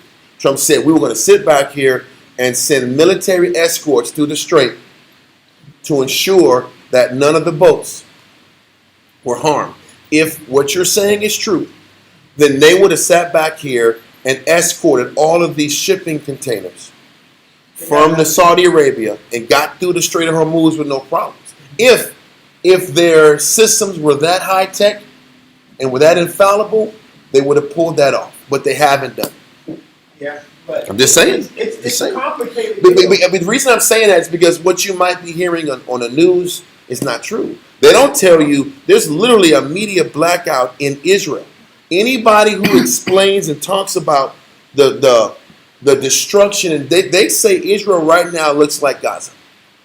But anybody that reports it gets thrown in jail. No, that's Israel. But I'm gonna say this. Because they leave the best for their, But whether it's even if that's the case, if that was the case, the United States wouldn't have moved all their military men from these United States bases. they got ballistic missiles that can still reach. I mean, they got ballistic. They would have did it by now. But what I'm saying is this: if the United States didn't have any worries about protecting whatever they had going on, Yeah, they wouldn't have moved their. If you look online, I know. let me just explain. It's very complicated with these frequencies, and this is why China and Russia haven't really did anything, because they don't want to necessarily enter, because America has a way of stealing frequencies. You got to understand, there's a frequency war going on, and if China or Russia try to enter the theater, they will take their frequencies and use it against them. If you look online, And that's why Russia been giving Iran certain frequencies to actually break there. that's true. And the whole nuclear thing. But you're still missing the point. If they had these frequencies, Right. look at all the bases that are lined up all around Iran in the blue. And If you look at the screen, if you get a chance, look at the screen. There's literal military bases that run from the northwest side of Iran, and runs all the way down through the coast of the Saudi Arabian region. And you have military bases that are running all through Afghanistan, running to the east of Iran. If their military systems and their defense was as elite as you're talking about, they wouldn't have moved their personnel out of that region. Whether it's why would they sit back here and have the best of their? Why would they have the best of their military defense only on ships and not on the military bases? It just doesn't make sense if they're just going to have it on naval carriers and not everywhere else. I understand the idea about frequencies, and they use frequencies to.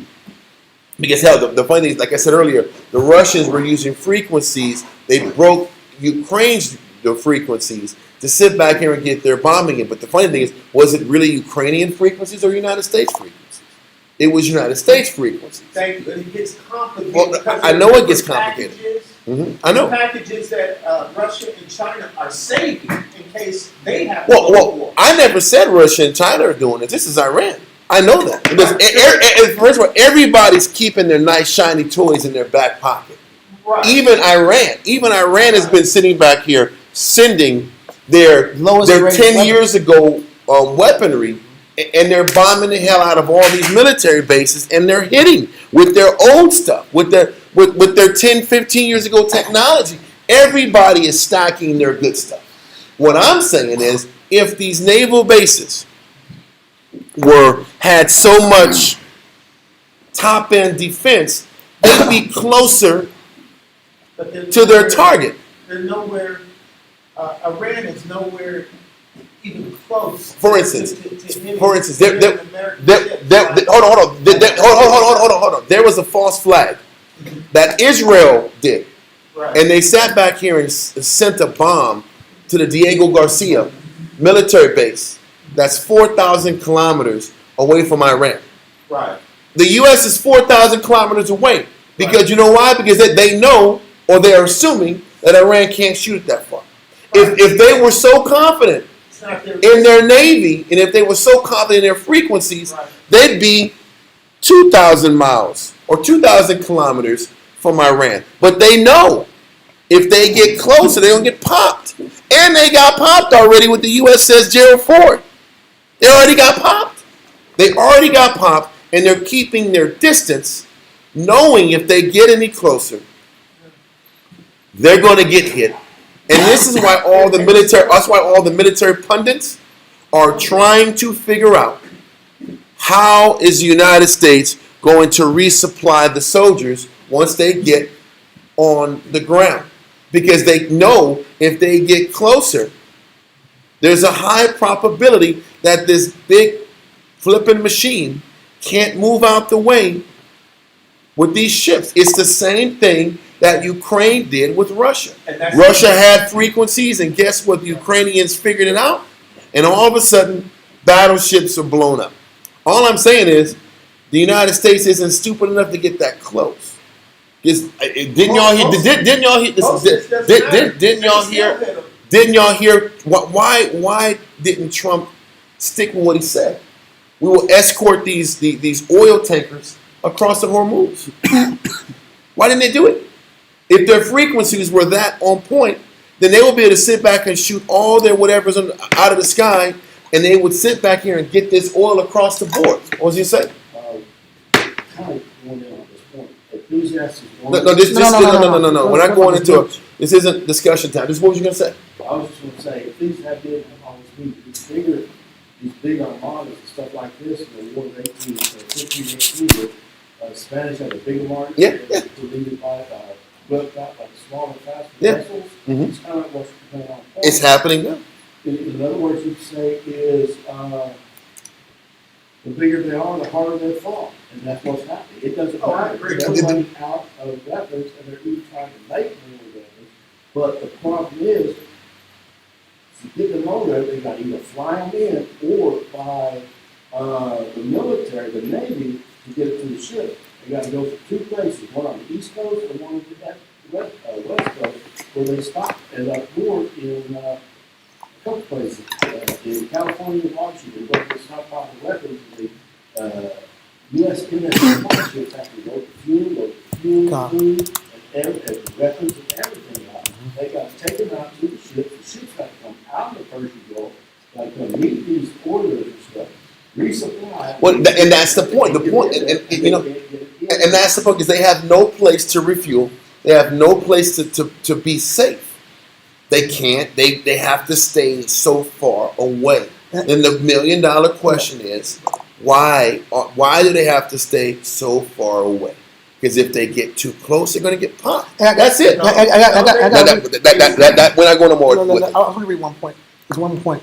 It says it's an article right now. It says it's called War on the Rocks: How South Korea Can Bring Iron to the Strait of Hormuz.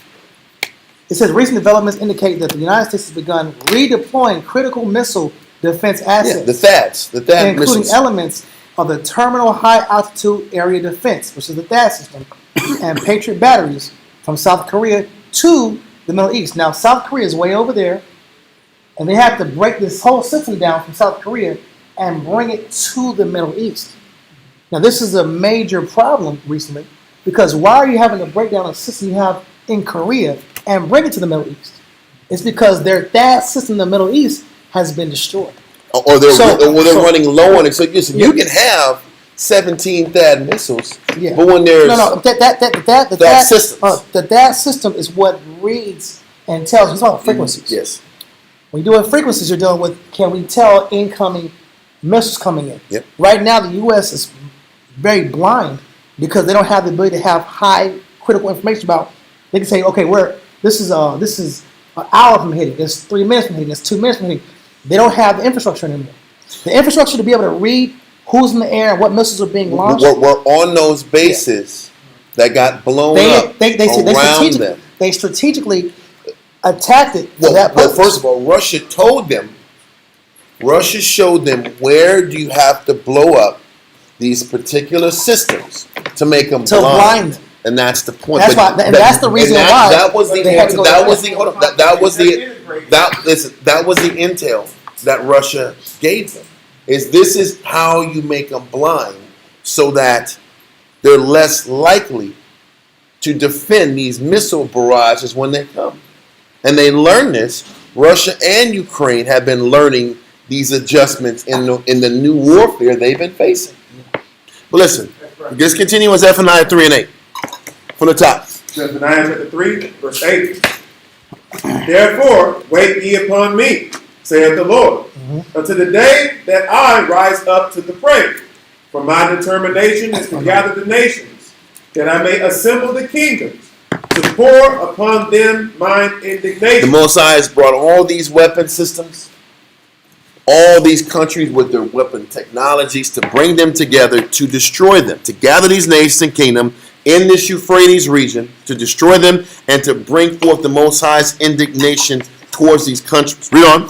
Even all my fierce anger, for all the earth shall be devoured with the fire of my jealousy. Let that verse go and jump to Joel, chapter 3.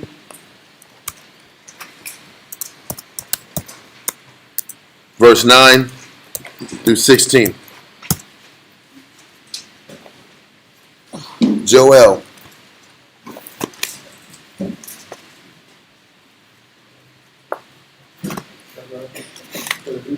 Joel chapter 3, yes, sir. Joel 3 and 9. Proclaim ye this among the Gentiles. Prepare war. Wake up the mighty men. So listen, what do you think this 30, 40 years of geopolitics and this 30, 40 years of developing counterbalances and Arab Springs in this entire region was for?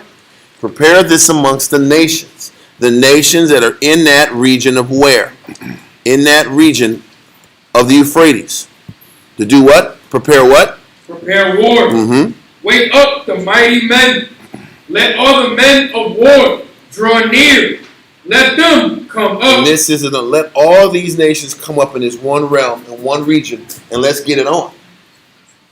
All these countries are trying to stay away. They're not going to be allowed to stay away. Remember, Trump is like, France, y'all got to come out here and help. Yeah. Britain, you got to come out here. They're like, nah, hell no, we ain't doing that. They're being poor. Well, they're going to have to. If they ain't no oil. Listen, if they can't fuel their country, all that green revolution is a damn lie.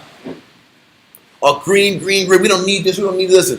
You gonna listen, when there's no manure, and there's no petroleum to farm, listen, when you read about the famine, where do you think the famine's gonna come from? Oh, there's no fertilizer to sit back here and plant crops to feed millions of people. Every country is going to pull out the strap in a little bit. I'm serious. They all have to pull out the strap. Or they're going to get ousted from their seat of authority. But this was the Most High's intent. Do you think if the United States nukes Iran, do you really think they're going to sit back here and stop and capitulate at that point? You think they're going to say, oh, we going to wave the white flag? Like it's a damn Naked Gun series show out?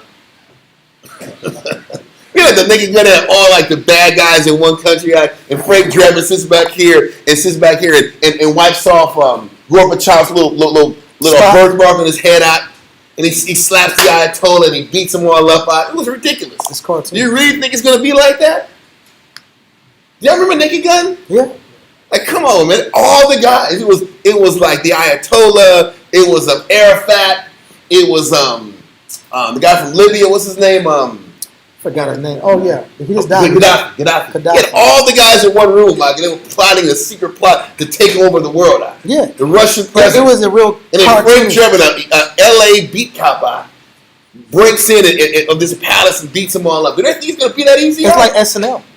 Yeah, it's almost like a Saturday Night Live idea of historical events happening. Bro, it's not gonna go in this cartoonish as like people form. think it's going to go. Yeah. So let's continue. Prepare war. Wake up the mighty men. Read on. It says, let all the men of war draw near. Let them come up. Beat your plowshares into swords. This is what the Mosiah said. Get your technology up. Learn atom technology. Sit back, get all the uranium you need, all the different what do you call those just those minerals in those precious metals. Precious metals. They call them a certain thing now. Deplete uranium. Rare earth minerals. Get all your rare earths together. Get all your fancy technical stuff together. Get all the fancy bombs you can get and bring them to this region. Bring them to the Euphrates. Listen, we're reading the same damn thing in multiple chapters. Joel, Ezra, Zephaniah, Revelations. It's all saying the same thing, and it's just repeated in different parts of the Bible. Exactly. And the region is Euphrates. Read on. It's all the same area. They're seeing the same thing. They're just saying it in their way of saying it. And the Mosiah is saying, bring all you weapons together. But Isaiah 54:16 said, I'm the one who created these weapons. You still have Isaiah? I'll read it. It just says, 54:16, behold, I have created the smith that bloweth the coals in the fire, and that bringeth forth an instrument for his work. And I have created the waster to destroy. He's created these nations to beat down their plowshares and make swords for this moment.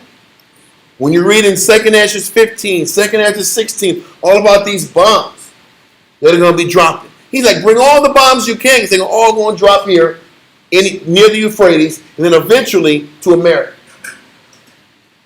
Read on. Beat your plowshares into swords, and your pruning hooks into spears.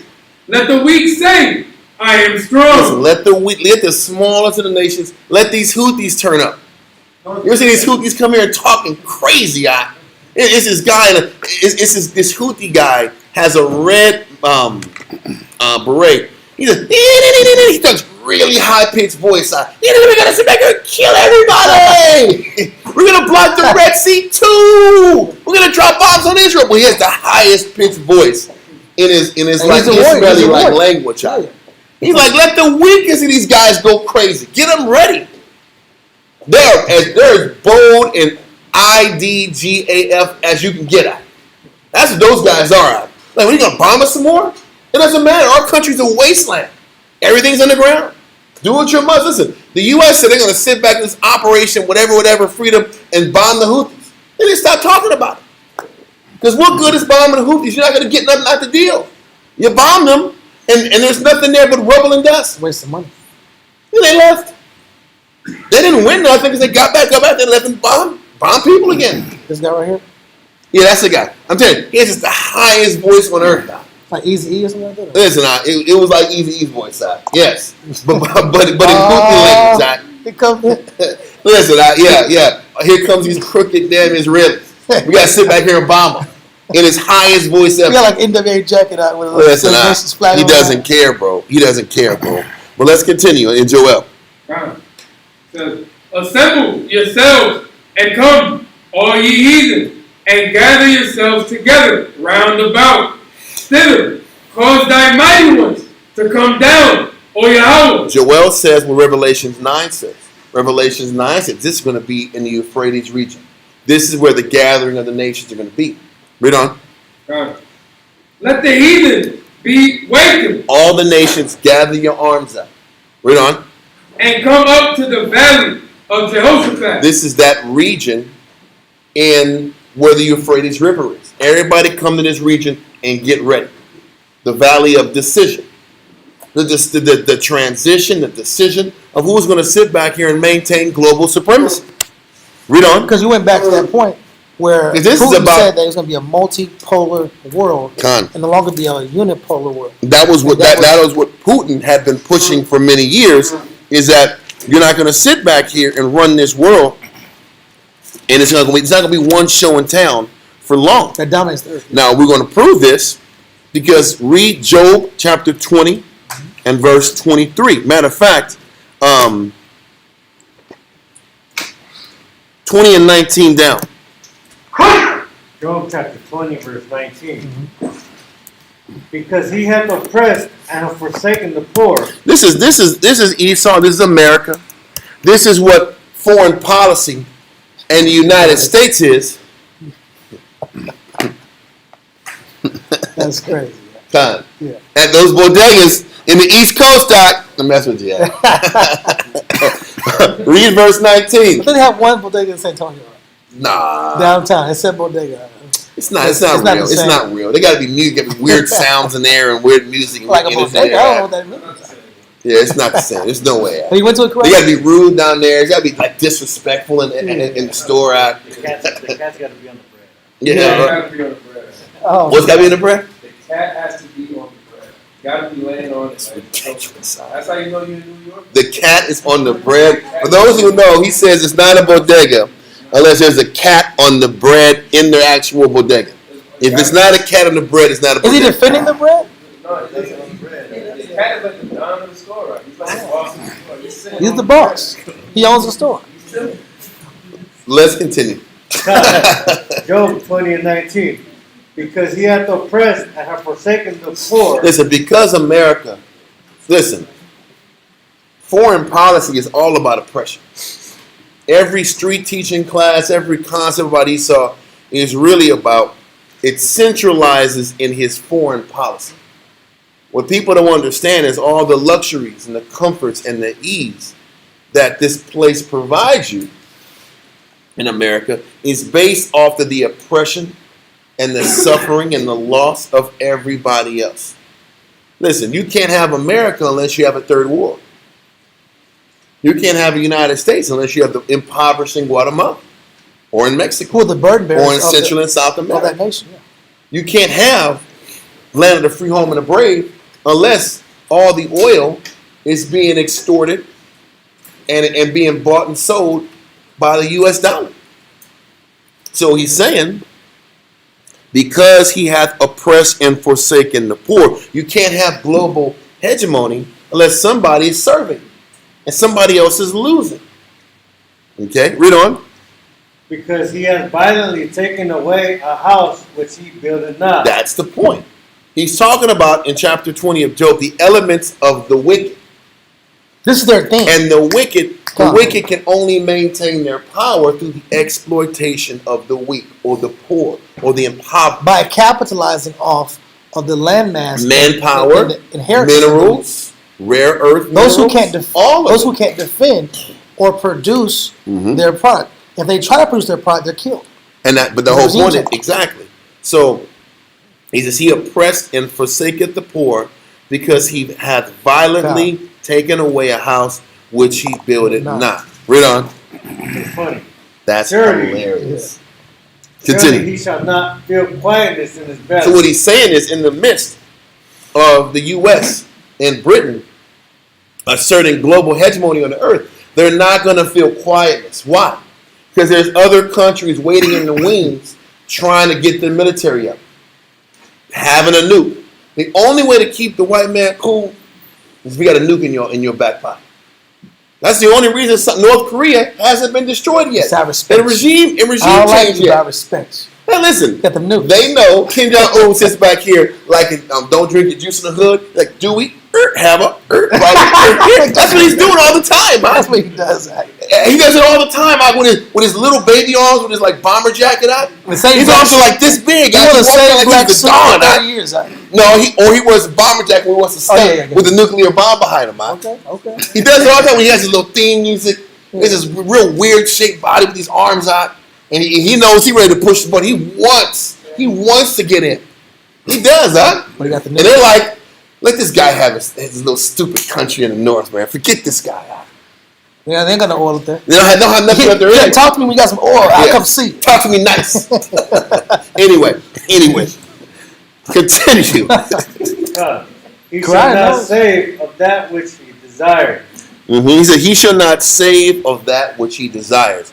You read it in all kind of war and military strategy books. Iran, Russia, and China is what they know they have to take in order to have global hegemony on the earth. Everything they're doing in this book called The Grand Chessboard, the writer talks about how everything is about getting that region. And if we get that region, we have control over the whole earth. We'll have full spectrum dominance. Everything has been leading. Eurasia, that's the word. The acquiring of Eurasia is the checkmate. Yeah. In global hegemony. To be able to run and have the Eurasian landmass, which is China, Russia, Iran, but this has been Afghanistan. But this has been theorized and pushed since the 20s. And what do you call it? Think tanks have been paid Yeah. millions of dollars to strategize How to go take it. about doing it. So when This, you're this is reading the it, apex, this is the crescendo Yeah. of really Esau's power. Yep. Is to take all that. You know how much because wealth is there? that's what global hegemony looks like. And it was Hegemony projected. just means the one nation that rules them all. Yeah, hegemony, complete dominance. Okay. And it was projected. Full Esau spectrum. projected they want to break Russia into like 60. I don't think wrong with the number, but Yeah. 20 countries. okay, 20. That's 60. That's a lot. I'm like, that's how it sounds to me. Like, There's a bunch of stands at the end. Some break stand, all the- they'll read Kyrgyzstan, into a bunch some of stand. independent countries out. Yeah. So you can divide and conquer and rule. And so all the countries have different regions where you can extract minerals. Different minerals. But let's continue. Verse Continue. 21. There shall none of his meat be left. Yep. No, read verse 20 again. Come. Surely he shall not feel quietness in his belly. He shall not save of that which he desires. He says, he shall not save of that which he desires. The reason that the Most High calls Europe the bottomless pit is because everywhere he goes, he has to keep extracting natural resources, and he just takes them out till there's nothing left. When you sit back and read that book, what was that book about the 9.5 tribes? I think you have it in Spanish. The open veins of Latin Open veins of Latin America. When the Spanish came over and took over South America, they literally would sit back and take every ounce of silver out of the silver mines. Every little, the silver dust, they would take it out. They would sit back and extract every mineral and every little small tidbit of the mineral in all of the different areas. They didn't leave anything left, and they didn't save anything. They just lived extravagantly. We're gonna blow this silver. When the silver's gone, there's more silver in Mexico. Let's get it. Yeah. And there's more silver in Peru. Let's get it. That's a Spanish. And then all of a sudden, we need the indigo. Indigo is important mineral. We're going to just take the hell out of indigo, and then there's nothing left. That is the bottomless pit. It's the nature of Esau. They're going to take everything out the country, and then all of a sudden create a technology where you can steal more stuff. Better. Well, what do you think? What do you think green energy is about? Now we got to sit back here because we're going to go green. Now we have more things to steal. Yeah. We have to steal lithium. Now we got to sell a whole bunch of lithium for these batteries. Cobalt. Now we got to sell a whole bunch of cobalt. Now we have another reason to go back in Peru and take cobalt. And a press. Now we got to get lithium because that's the new thing. So let's go steal it. Now it's the race to stealing it from Africa and stealing it from South America. And then when that fad's gone, we'll go back and steal more stuff.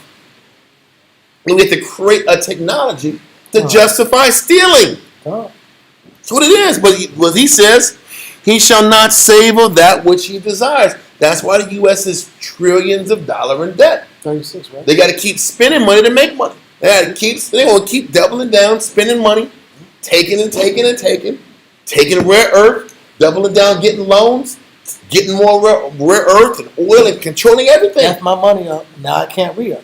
Now I got to run up in Russia's spot just to get my stacks up. I got to run up in China to get my stacks up. It's the same process. On a global level. Exactly. Exactly. It's a But read verse 21. It is. Keep going. 21. 21. He was a thief. Yep. There shall none of his meat be left. Because he consumes it all. So I got to go get more. Read on. Therefore shall no man look for his good. Because there's nothing to keep. He just takes everything. They live high on the hog. Read on. And the fullness of his sufficiency, he shall be in straits. He's going to be in straits because he doesn't have anything left. This is why they're sitting back and they're so desperate. Why are you so desperate doubling down on Ukraine?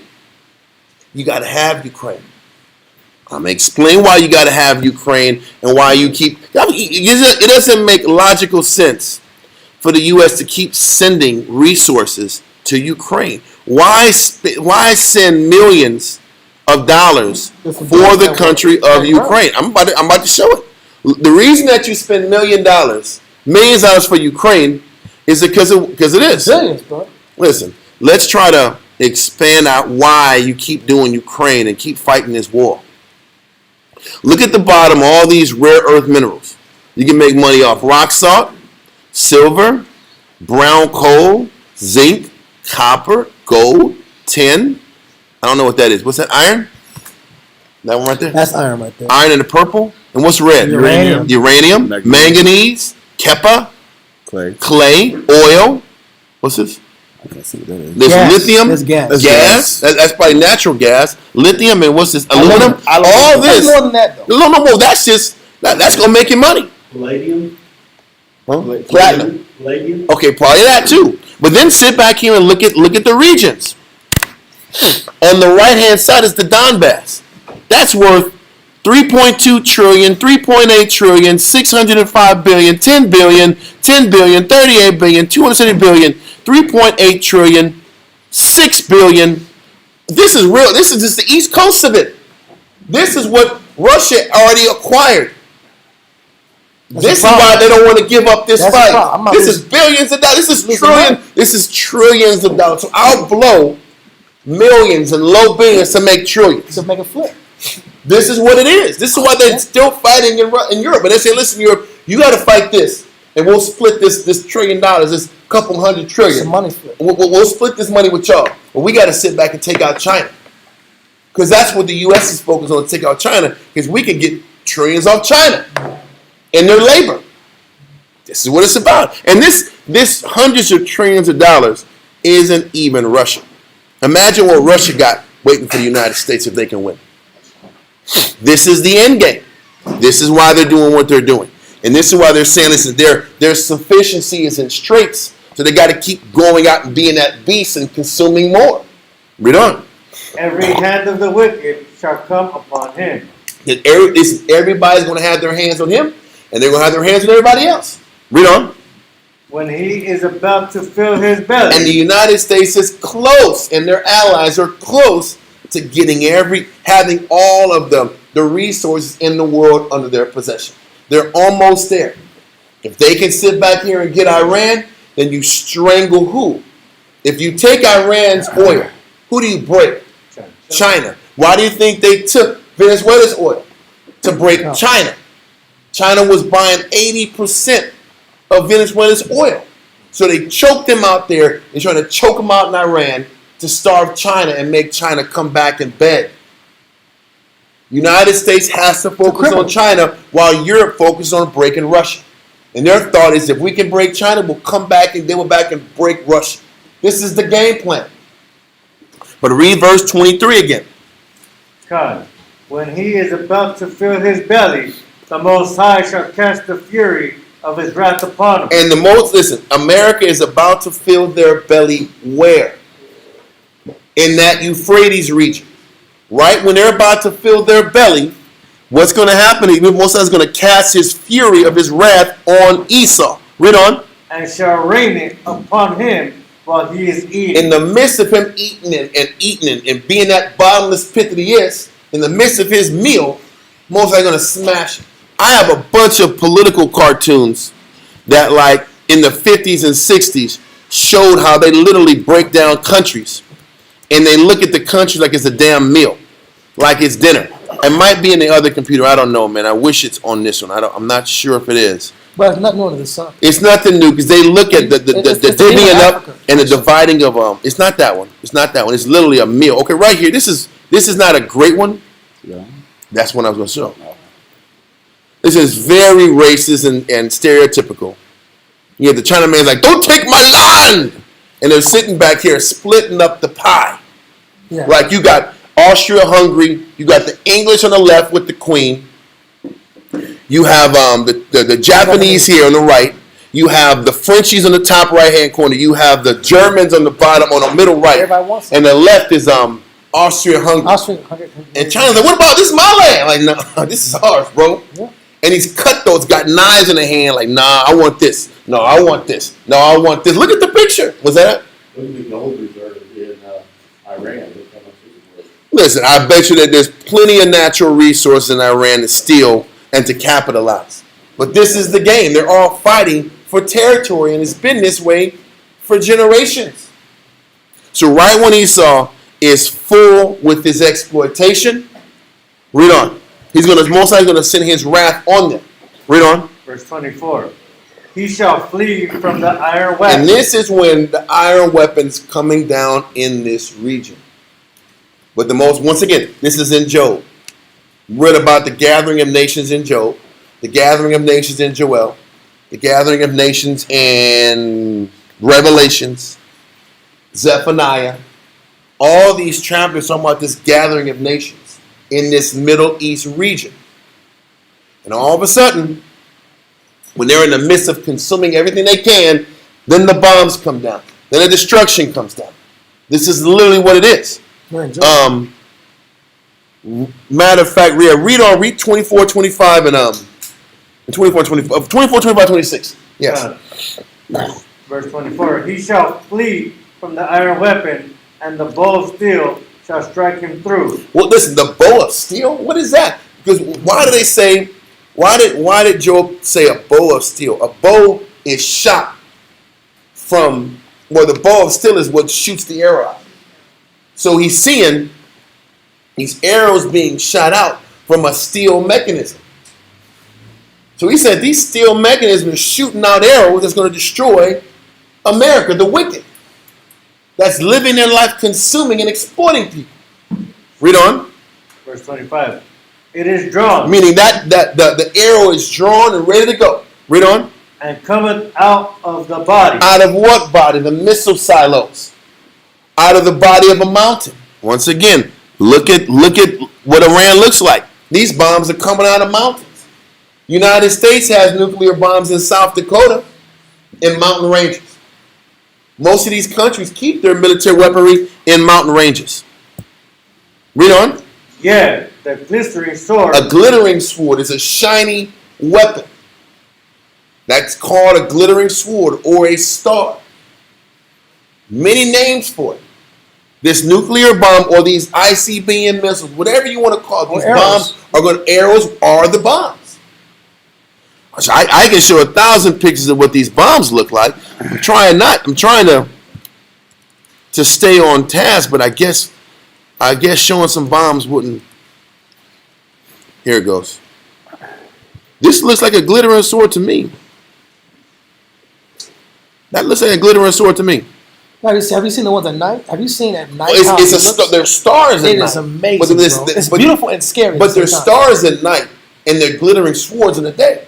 Because you can see the neck of it. You can see the whole actual arrow in the daytime. But you see the stars at night. You don't see it at night. So even with these prophets seeing different visions at different times, some at night, some in the day, and their explanations are different. Even in modern times, it looks like stuff. I saw some videos and it was coming down on. It looked like stars hitting the ground. I know that. I know. So continue. They were actually playing jazz. They were playing jazz, and the missiles in the sky going over. Yeah. And they were playing music out. He was just playing some beautiful music too. Good. But the missiles, they weren't getting hit. They were shooting the missiles out to another country. So everybody was having a good time. So it looked like stars in the sky. Let's continue. Read verse 25 again. It is drawn and cometh out of the body. Yeah, the glittering sword cometh out of his gall. The glittering sword comes out of the stomach. Read on. Terrors are upon him. Destructions are right behind it. Read on. All darkness shall be hid in his secret places. A fire not blown shall consume him. A fire not blown. These nuclear bombs aren't fires. The fire isn't created like a normal fire is created. He says this fire was created without actually being kindled. That's what he means by this fire not blown is going to sit back and destroy this nation of people, the wicked. Read on. Don't forget, Job 20 is about the wicked. Just like in Revelation chapter 9, everybody was supposed to come through at the Euphrates to destroy the third part of man, the wicked of man. Just like the wicked has it coming in Job 20, the wicked has it coming in Revelations 18, Revelations 9. Joel chapter 3, Jeremiah chapter 50 and 51. Finish off verse 26. It shall go ill with him that is left in his tabernacle. Con. And that's it. Let that go and go back to Joel 3. And verse did we finish verse 12? Read that. Joel 3 and 12.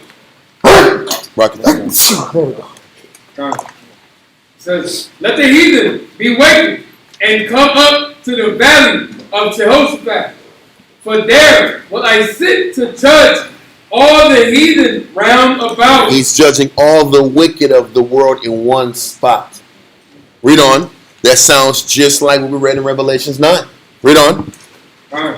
Put ye in the sickle. The sickle is there to reap. I'm going to reap all this wicked in one place versus running around here and chasing this wicked. We're going to bring it all together in one fell swoop. Read on. For the harvest is ripe. Come. Meaning there's been enough negative going on for generations and decades, whether we talk about the Epstein class or even that Ishmael underbelly of defilement they do with children. Those guys are bad too. The wicked is the wicked. Is it? The wicked is the wicked. Read on. Put ye in the sickle, for the harvest is ripe. Come, get you down, for the press is full. The fats overflow, for their wickedness is great. I hope we see how all these chapters and scriptures flow together. The concepts flow together. We just have to be able to see that it all comes together. And he's saying the same thing multiple times. Read on. Multitudes in the valley of decision. Revelation said 200,000. Joel says multitudes of multitudes going to come together and get wiped out in this place. Read on. For the day of the Most High is near in the valley of decision. The valley of decision is that region of the Euphrates. Read on. The sun and the moon shall be darkened. We've already seen this at times. Remember we showed a couple weeks ago that Iran was pitch black at 9 a.m.? Yeah. That happens when oil refineries are blown up, when strategic military outposts are blown up, and it's the fire and the chemicals are in the air and makes the whole sky black. It's already happening, and it's going to get worse all around this region before it eventually hits the United States. Yes, sir? I saw a video earlier too about Australia. The sky's completely red outside. It's crazy. That's more of like an omen type situation. But listen. You know about omens, and there will be a bunch of crows that were hitting Israel out. Yeah, they have and the death crows. biting they were eating Israeli flags, and it was droves of like crows in Israel. Yeah, it was thousands of crows. There was a video of the bird. It's like the birds, like Alvin Hitchcock It's the omens, in Israel. Or it's just crows eating flesh because they can't tell us about the death count. Yeah, well, that's going to happen later on. Count. But even right now, all these bombs happen. They can't show you. You can't see what's happening. And all these crows come out of nowhere. What are they doing? They eating worms out? They eat worms and bird seed out? I don't know. I can either deny it or how show are the it birds eating? If there's thousands of crows coming out of nowhere, how they? Then they say they're just it's a normal flight pattern happens every year. No, I don't think so.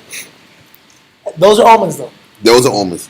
One way or the other, omens. Well, let's keep going. Verse 15. Verse 15. The sun and the moon shall be darkened, and the stars shall withdraw their shining. Mm-hmm.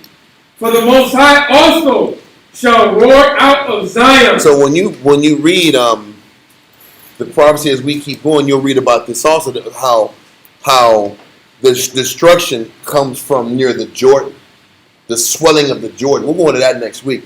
But he's going to come out of Zion and wipe out all these nations. Continue.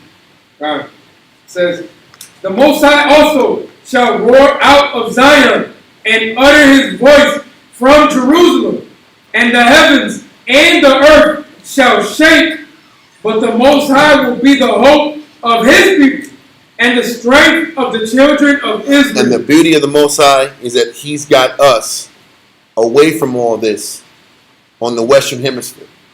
So at the very least, we have a little bit more protection when all the hell is breaking loose in this Euphrates region. He has enough love to give us some time for us to sit back here and make these necessary changes. Okay, let that verse go and go now to let's go to Joel 2 and 20 real quick. Joel 2 and 20. Joel chapter 2 and verse 20. But I will remove far off from you the northern army. So once again, this is another way that a prophet said he's going to bring the northern army, which is Babylon, which is America. And he's going to bring this northern army far away from their borders. Read on. And will drive him into a land barren and desolate. A desolate and barren land is literally the region of the Euphrates River. Now you'll read in Revelations that the Most High prepared the way for the kings of the east. But before that, it said the Euphrates River was going to dry up. If y'all don't know, the Euphrates River is about to completely be bone dry, probably by 2040. So he's saying the Euphrates River is about to have nothing in there water-wise. And I got pictures that I'll show that later, but he said in that same region where the river is going to be ran dry, I'm going to bring all the kings of the earth so they can come together and fight. That same area. You know why? Because if there's no river, there's nothing getting in the way of combat. There's no borders anymore. There's no borders and there's no getting away with combat. So this is going to be a free-for-all war. He said, I'm drying up this river so they can all come together and I can bring them all close together and finish these dudes off. This is his thinking. Read on. So this northern army, which is America, is going to go to this land barren and desolate, which is where? Saudi Arabian region, this land area that doesn't have any rivers and waters of value anymore, this dried up resource. Don't forget, there is a reason that if Iran blows up the desalination plants in Saudi and Qatar and UAE, they'll only have a week's worth of water left to function. I don't know if y'all know that. If they blow up the desalination plants in that region, all those countries will die. Why is that? Because there's no good water out there. The water is all bad. The water is all bad. This is another reason when the Most says he's dried up the Euphrates. He's dried up the water all around that region. And you need these desalination plants to live and thrive and to function. And without that, their ability to purify whatever water is in that region, the whole region dies. It ties all in prophecy-wise, man. So America's going to go to this barren region, Saudi Arabian region. Read on. With his face toward the East Sea. His face towards the East Sea. The East Sea is in Japan. So the theater of war is literally from Lebanon all the way to Japan. And this war is bringing all these people from that region eventually to the Euphrates region. But the theater of war is from Lebanon, or specifically the utmost sea, which is the Mediterranean, all the way to Japan, and that's the theater of war. And he's going to draw them from that direction to the Euphrates River for this battle. Read on. And his hinder part toward the utmost sea. His back, America's back, is against the Mediterranean. Just like Israel's back is touching the Mediterranean. So the war is going to be from that Mediterranean region all the way to Japan. But the theater of war is going to get all of those people in that region, literally from Lebanon, Russia, Europe, parts of Africa, China, Japan, are going to get dragged into the area of the Euphrates River for this final battle. Yeah. Read on. And his stink shall come up. Who stink? The United States stink. Their reputation has been squeaky clean leading up to this time. All of their, what I mean is perceived. Because people that even know know how they've been the beast for generations. And But the perceived look, because for some reason, the United States has been able to coerce the entire world. propaganda. Yes, then that's next week's class.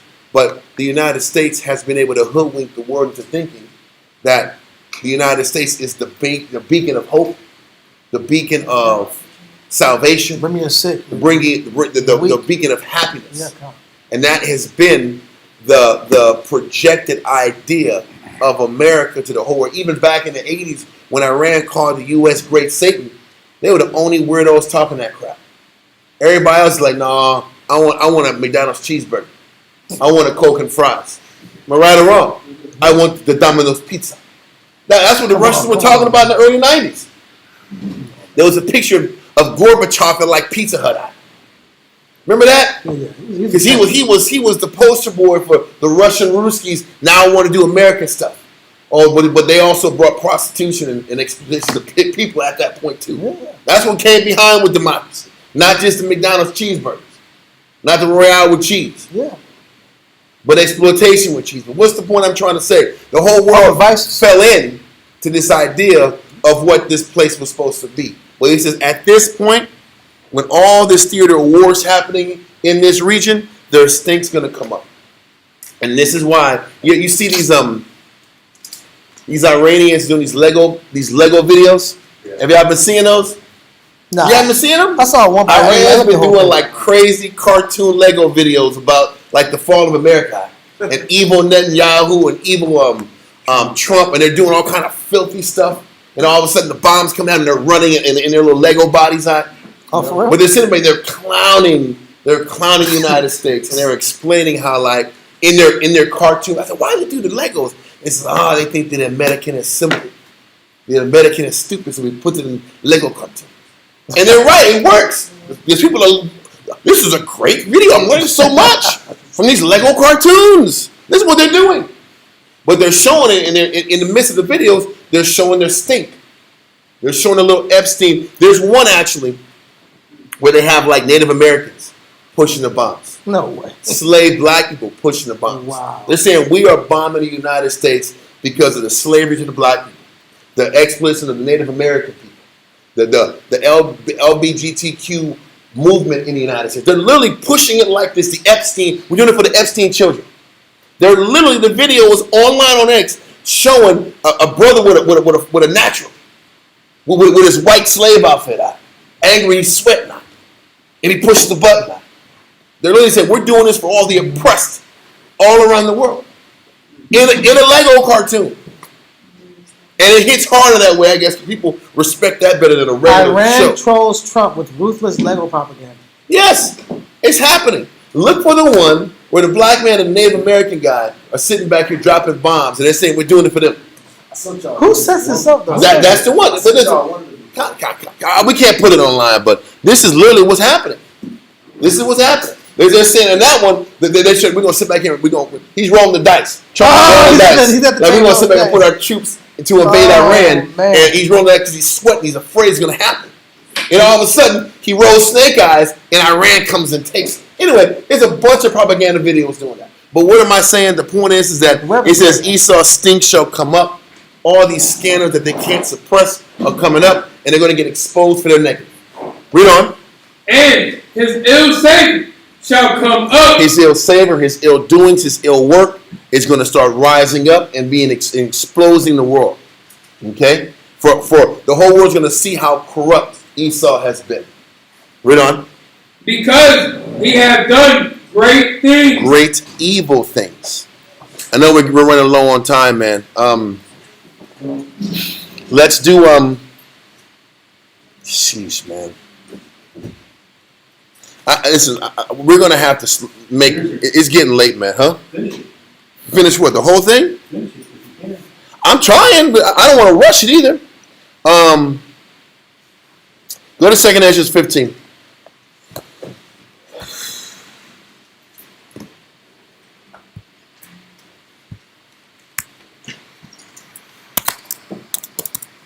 Second Ezra chapter 15.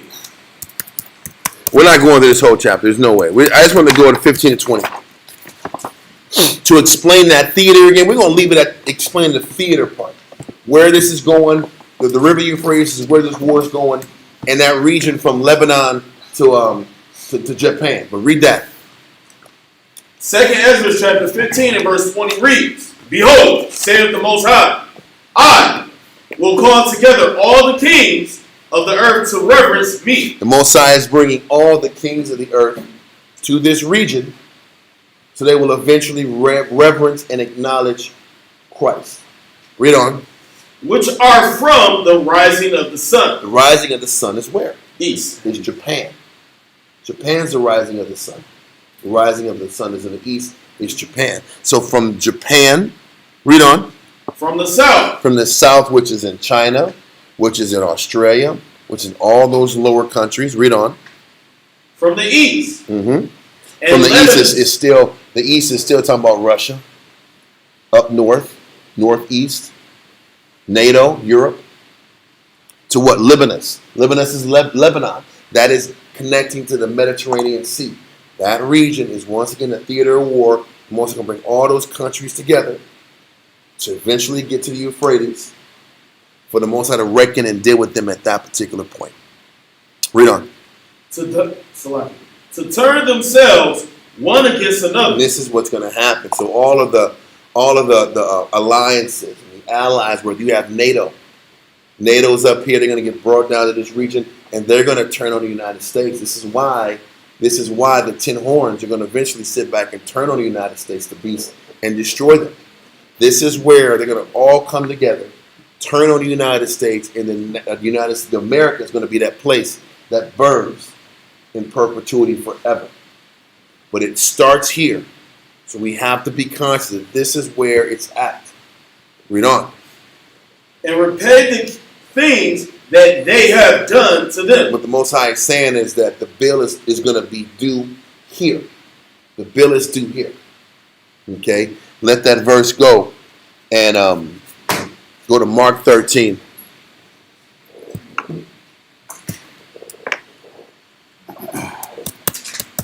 Mark 13, verse 19 to 20. Mark chapter 13, verse 19. Let me sit back here and get that real quick. I'm trying to wrap it up, man. Mark 13, 19. Read that. Mark chapter 13, verse 19. For in those days shall be affliction, such as was not from the beginning of the creation, which God created until this time, neither shall be. This war is going to be the worst it's ever been in history.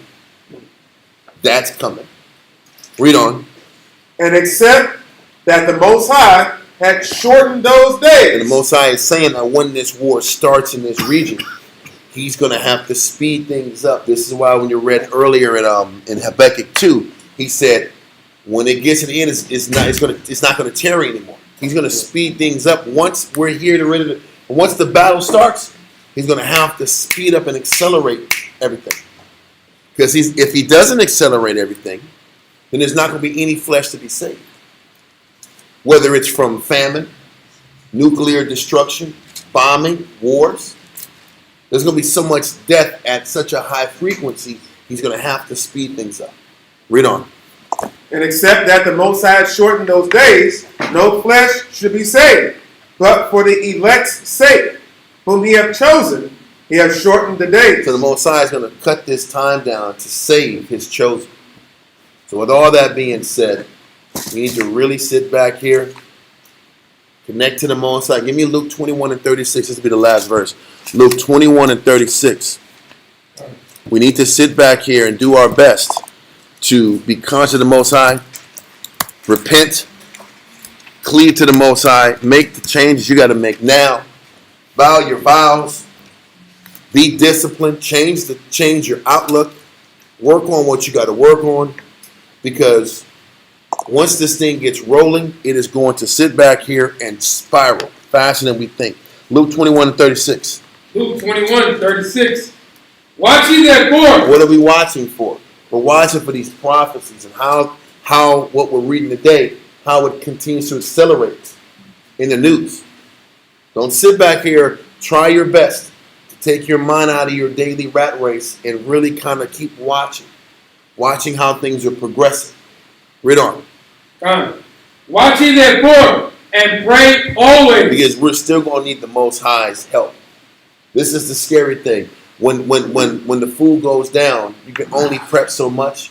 You can only do so much. You're going to be in the hands of the Most High. So we better get used to praying and cleaving to Him. Read on. That ye may be accounted worthy to escape all these things that shall come to pass. We better pray and fight and change enough that we'll be worthy to make it at the end. And that's not promised to nobody. Read on.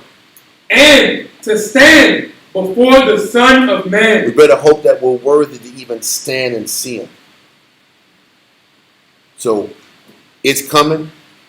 It ain't going to be very long. So we need to sit back and make the changes we need to make while we have time. We're going over this not to just instill fear, but to instill fear. Because most of the time, we don't change unless the sky is falling in front of us. Yeah. So we need to sit back here and as these things are happening, make sure we cleave to the Most High, stay in this book, and keep working on our spirit. Are there any questions? So while you're off tuning in, we'll pick this up next week on next Monday. But Chapter 1 got Wednesday class. Love y'all. Stay strong. Take care.